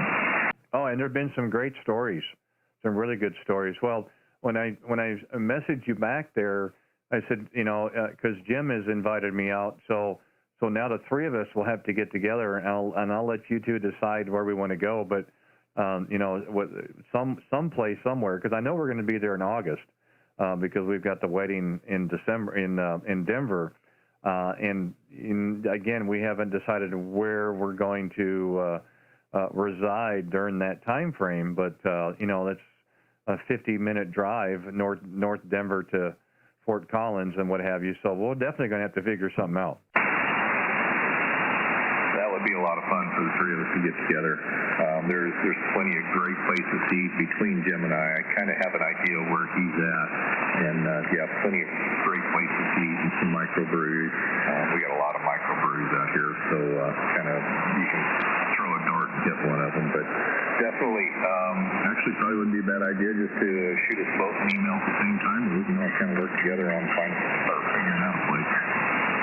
Yeah, that would probably be the best, and I'm going to look at the schedule a little closer to see we have any, what the time frame is. Not so much for me, but the wife is still working. I'm retired, so I'm fairly flexible, but the wife is still working, and my intention would be to have the time where if I wanted to bring the portable equipment and still bring the wireless router, I'd like to go portable and live stream it at the same time up there. I think that would be a lot of fun. Oh, that would be a blast. Yes, it would. I heard somebody mention the Zygu G90 tonight. You guys were talking portables. I have that radio too, and it's a great little radio. It's actually one of my favorite parts on the air radio to use. I have the ST891, and of course, to me, that is just an absolute workhorse of an HF radio, and it's perfect for portable ops like POTA. But that little G90 is fun, but I think that would be a blast. There's some really great places out here I think that you could set up and have, a beautiful backdrop and still have, good enough cell service where you could live stream no problem. Yeah, I thought maybe like on the backside of Horsetooth or something. I can't remember the name of the park. And the parking lot's down on the hill there. That may not work, but you can walk back. Well, I think you can actually walk up to the tooth, so to speak, somewhere in that general area, but it wouldn't be that far necessarily. But again, there's lots of time to think about where and so forth. But I would certainly, I'm going to try to see if I can't make that work, because we're going to start doing some portable operations and still live stream, because we do have the wireless router. We've done it in February, so we know the equipment will work, and we'd run strictly off a battery and so forth. So we want to give that a go, and maybe it might bring another dimension, to ham radio and see how that works. So we did make contact the other day, a Tuesday, on our portable antenna to Australia. So the conditions have a lot to do with that, of course, but it's still 100 watts and a vertical, only 10 foot tall. So we know that will work, and I think it might work in this application as well. Definitely, and I think the one you're speaking of up by Horsetooth is Lorry State Park. A little sketchy for cell service up there. I've done parks on the air up there a couple times, and I've just had to rely on my contacts to spot me because I don't have cell service, with the exception of one parking lot in particular where I've had, I'll say, okay-ish luck with cell service. But there's Lorry State Park, there's Boyd Lake State Park down in Loveland. Of course, if you go up to Pooter or pretty much anywhere to the west, Roosevelt National Forest, or if you wanted to go up, Estes, just west of Estes, you're in Rocky Mountain National Forest. So plenty of places around here for sure. Oh, we'll make it work, no doubt. I can even there's that little parking lot area just at the other side of the football stadium, right before you go up the hill, up to Horsetooth. They can even sit right there too. I mean, it's off to the side. I can have a very low footprint, so it wouldn't matter. But we're going to see if we can't figure out how to make the time to do it. Oh yeah, and of course I've got parks on the air in my brain too, thinking of being in the park. There's actually some great pull-offs and parking lots that run north to south along the east side of Horsetooth that's up high that I know does have good cell service. That would be great up there too. Yeah, I just think it'd be another, like I said, at another dimension. We're going to be doing some here in the next couple of weeks when the weather starts to subside. We've tried to do it in the last couple of weekends, and weather was not really conducive. The bands haven't been in terrific shape. You're not running power and that kind of stuff, so you need to have the conditions be a little bit in your favor. But we're going to give it a go and just see what kind of response that we get out of it. We hope it's going to work out okay. We did have fun with it in February. We did it briefly at one of our national wildlife preserves, not too far from us here. We were using the 7300 with a hand mic. We're probably going to change that up a little bit and go with a headset and see how that works. So we're going to get stuff put together and see how much fun we can have with it. But for now, we're going to sit right here and have ourselves a great time. And again, with the people on the chat and people on the air, it's just my head's spinning both directions. There, go ahead. Roger that. Yeah, definitely understandable. All right. Well, boy, man, I'm really looking forward to getting you out here and getting together with you and get Jim in there, and I'll go out and have something to eat and beer, and wouldn't mind tagging along with you doing your live stream. Just kind of sit off to the side and watch the whole operation. I think that's fun. So, hey, Randy, I'm going to go ahead and get out of here. I think I'm going to run upstairs and get me a little pre-bedtime snack and get ready for my Friday tomorrow. So have yourself a great night. It's good to talk to you again, and definitely we'll be watching out for the next time your live stream pops up. So K0RWB from W0BMC. Have a fantastic night, Randy. Yep, I already have. And you just topped it off. What is this? I mean, I had to look probably 3 or 4 nights in a row, maybe even longer than that. That's okay by me. So, and now we've got, and I got Jim, we've got you now, and a few others in the area. So it just gets better and better. Thank you so much for giving us a call, and glad you got in there. I know there's been pileups, and people have been super, super patient. We do appreciate it, and we work on the best we can. Thanks again, Bob, and yeah, we'll talk with you real soon. We do plan to be back out here again tomorrow night, 7 o'clock Central, here on 40 meters. Don't know exactly where. We'll find an open spot and hope that works. Whiskey Zero, Bravo November Charlie, Kilowatt Zero, Radio Whiskey Bravo. Thanks again, 7-3. 7-3, Randy. Have a great night. Okay, K0RWB. Last call, K0RWB. Last call, QRZ. Kilo 4 Alpha Delta Zulu. Kilo November 4. Kilo 4 Alpha, was it November Zulu? Kilo 4 Alpha Delta Zulu. Okay, Kilo 4 Alpha Delta Zulu. My apologies. I was typing too fast there. Hey, good evening, John. How are you doing? Not too bad. I hadn't talked to you in a while, and I heard you out there. Figured I'd give you a call. I appreciate that. Yeah, it's been one of these nights that has just gone better and better and better and better and better, and you know, and here we are. Go ahead. Roger that. I needed a couple good nights. You know what I mean? The spring break that we were just on was rough. Most expensive trip I ever took to Florida. I had my wife ran her car, my mom's car into the carport, so I figured I needed a little break and do some radio time. So I'm just still fooling around with this radio here. How am I coming in? Well, let's see. If I remember right, you were going to deal with Dan, and I think you're on the list initially, and then another radio was coming available that fell through, and then you got real smart and you bought the FTDX10, and it sounds terrific. I got that 939 tuner. I'm not sure if you're running one or not.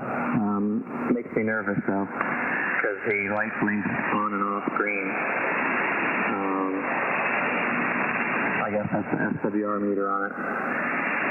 Well, I'm not real familiar with that tuner. The ones I've had in the past, I push a button and then they'll actually have their own memory, and they will actually save that frequency into their memory and would automatically tune it when you go back to that frequency. I'm not too sure exactly how that one works. I mean, you're still running the G5RV, correct? Roger that, yep. And it said that it was in, and well, I'll just take its word for it. I just get nervous about those things, you know. I was trying with a manual one, but I wanted to get this auto sooner. Yeah, I certainly understand that. You know, on the meter display, you know, you click on that and then click on the SWR function, and while you're transmitting, see if it's reflecting anything. The tuner should be making the radio happy. It's going to affect your antenna on the other end, but it's going to make the radio happy. So that's one way to check to see if the tuner is doing its job. Roger that. Yeah, it's hanging down there around between 1 and 1.5 I guess it's happy with me. Yeah, I mean, I think the internal tuner is a 3-to-1 match, so it would be okay at that point. I mean, that's a little high, of course. The closer you can get to 1, the better it's going to be for everything. It's going to run cooler, not work as hard. But yeah, it sounds like it's going to be okay. And you know, the equipment, you know, we'll figure it out, and it'll work. I mean, I don't hear any issue or distortion or anything, you know, on the receive here. If you're not hearing any feedback or anything in the shack, I'd say it's working okay. Roger that. Well, what's new and exciting over that way? Like I said, I've been messing around here and getting goat pens and chicken coops resorted and fooling around with school. But not much else to report on this end here, except for it's getting nice and hot. Well, I tell you, we certainly find ways to keep ourselves busy during the day. We're doing some things out in our shop, and we've been doing some antenna building and reconstruction on a few other items and so forth. And the next thing we know, it's 7 o'clock and it's time to get on the air. And that's kind of how it's been this last week and stuff. We've made, you know, like usual, made a lot of new contacts, and we've had a lot of people check back in, which has been really cool. The thing I've noticed a lot here lately, John, is the stories and information that people are willing to pass on or to put out there, which has been really, really cool. I mean, some terrific stories. And one other night, when it had been a ham for 72 years. And, you know, I kind of made a joke with him. I said, well, how did you get your license? Was it Pony Express or was it on tablet? You know, did they, you know, chisel it in stone? And that kind of stuff. But it's just, yeah, it's been a terrific week. This has probably been the best night in the last 2 weeks we've had here on the air. We've had lots and lots of contacts, a bigger pileup I would have ever anticipated. And I know I'm not going to get to everybody. But we've just, you know, just a wonderful amount of information, and people have had some really great stories and good signals to go along with it. So it's just been a great night overall. Yeah, it sounds like it. I've been listening in on it and kind of moving around a little bit. But my wife said to me the other day, why are you just listening? I'm like, well, listen to what people are talking about. I mean, like you said, there's lots of information out there. So I wasn't getting in on 40 too well before, but I feel like I'm doing okay now. So this might be the spot. I've usually been on 20 lately, but it was a few people that are kind of on there all the time. So I had already talked to them yesterday. I figured I'd come over here and say hi. Well, I appreciate you doing that, and it's always nice to talk with you. You know, I mean, look how far you've come since we first started talking and doing the live stream, and look where you're at today. I did want to make one little comment. You've got an external monitor for the rig, and it's a great close-up picture, but I really can't tell how big of a screen that is. So why don't you tell me what that is? Oh, I don't even know the measurement. Honestly, my dad used to work for a place called Westinghouse, and they started going out of business, and they closed down their shop down South Florida. And so anyway, he was a maintenance guy, and they started getting a whole bunch of different things. They were just getting rid of it, throwing the stuff out. I actually saw it on his bench when I was down there visiting him. And he said, oh, you want to take it? He's like, I don't even want it taking up space. So I said, hey, that'd be perfect. I'm not quite sure. I mean, it's bigger than my arm diagonally, so whatever that would be. But it's plenty big for me. And then when you look down at that screen that's on board, it looks small, right? This thing's actually probably too big. Over. Oh, you can never have a big enough screen. No, I think it's great though. Again, what I like about the radio is you having that external monitor. It does make things a whole lot easier, and if you're trying to work weak stations, you can really see that waterfall a little bit better than you can on some of the other ones. You know, on the because the screen on the rig is pretty good size, but it's not near what you can do with a monitor. I mean, we run 332s here in the shack. We would have that set up on 132, but we are actually putting that display into the computer, which gets put on the YouTube channel, so we don't get to see the full-size display. But that's okay. We can glance over and see what we need to, and I'm actually seeing the same picture on two different screens. One's on the live feed, and one is in the studio. so I can monitor both sides. So it's okay. It all works out the same, but it is a lot of fun. And either radio would have worked for you, but I'm really glad deep down that you ended up getting this rig. Yeah, I am too. Like I said, that display, I registered it the other day, and I said to them, they said, why'd you choose it? I said, the external display, like, even, it's sad to say, even though that much difference in money, the display is just hard to beat. I mean, it looks great, and then on the big monitor, I mean, it's ridiculous, like you said. And you're right, you could see stuff, and actually, what's interesting is I could hear things on this that I can't even see. Yeah, that's very true. I dealt with that a couple of times a day, and you'll see that stuff and you're like, well, where'd that come from? I know exactly how that's set up.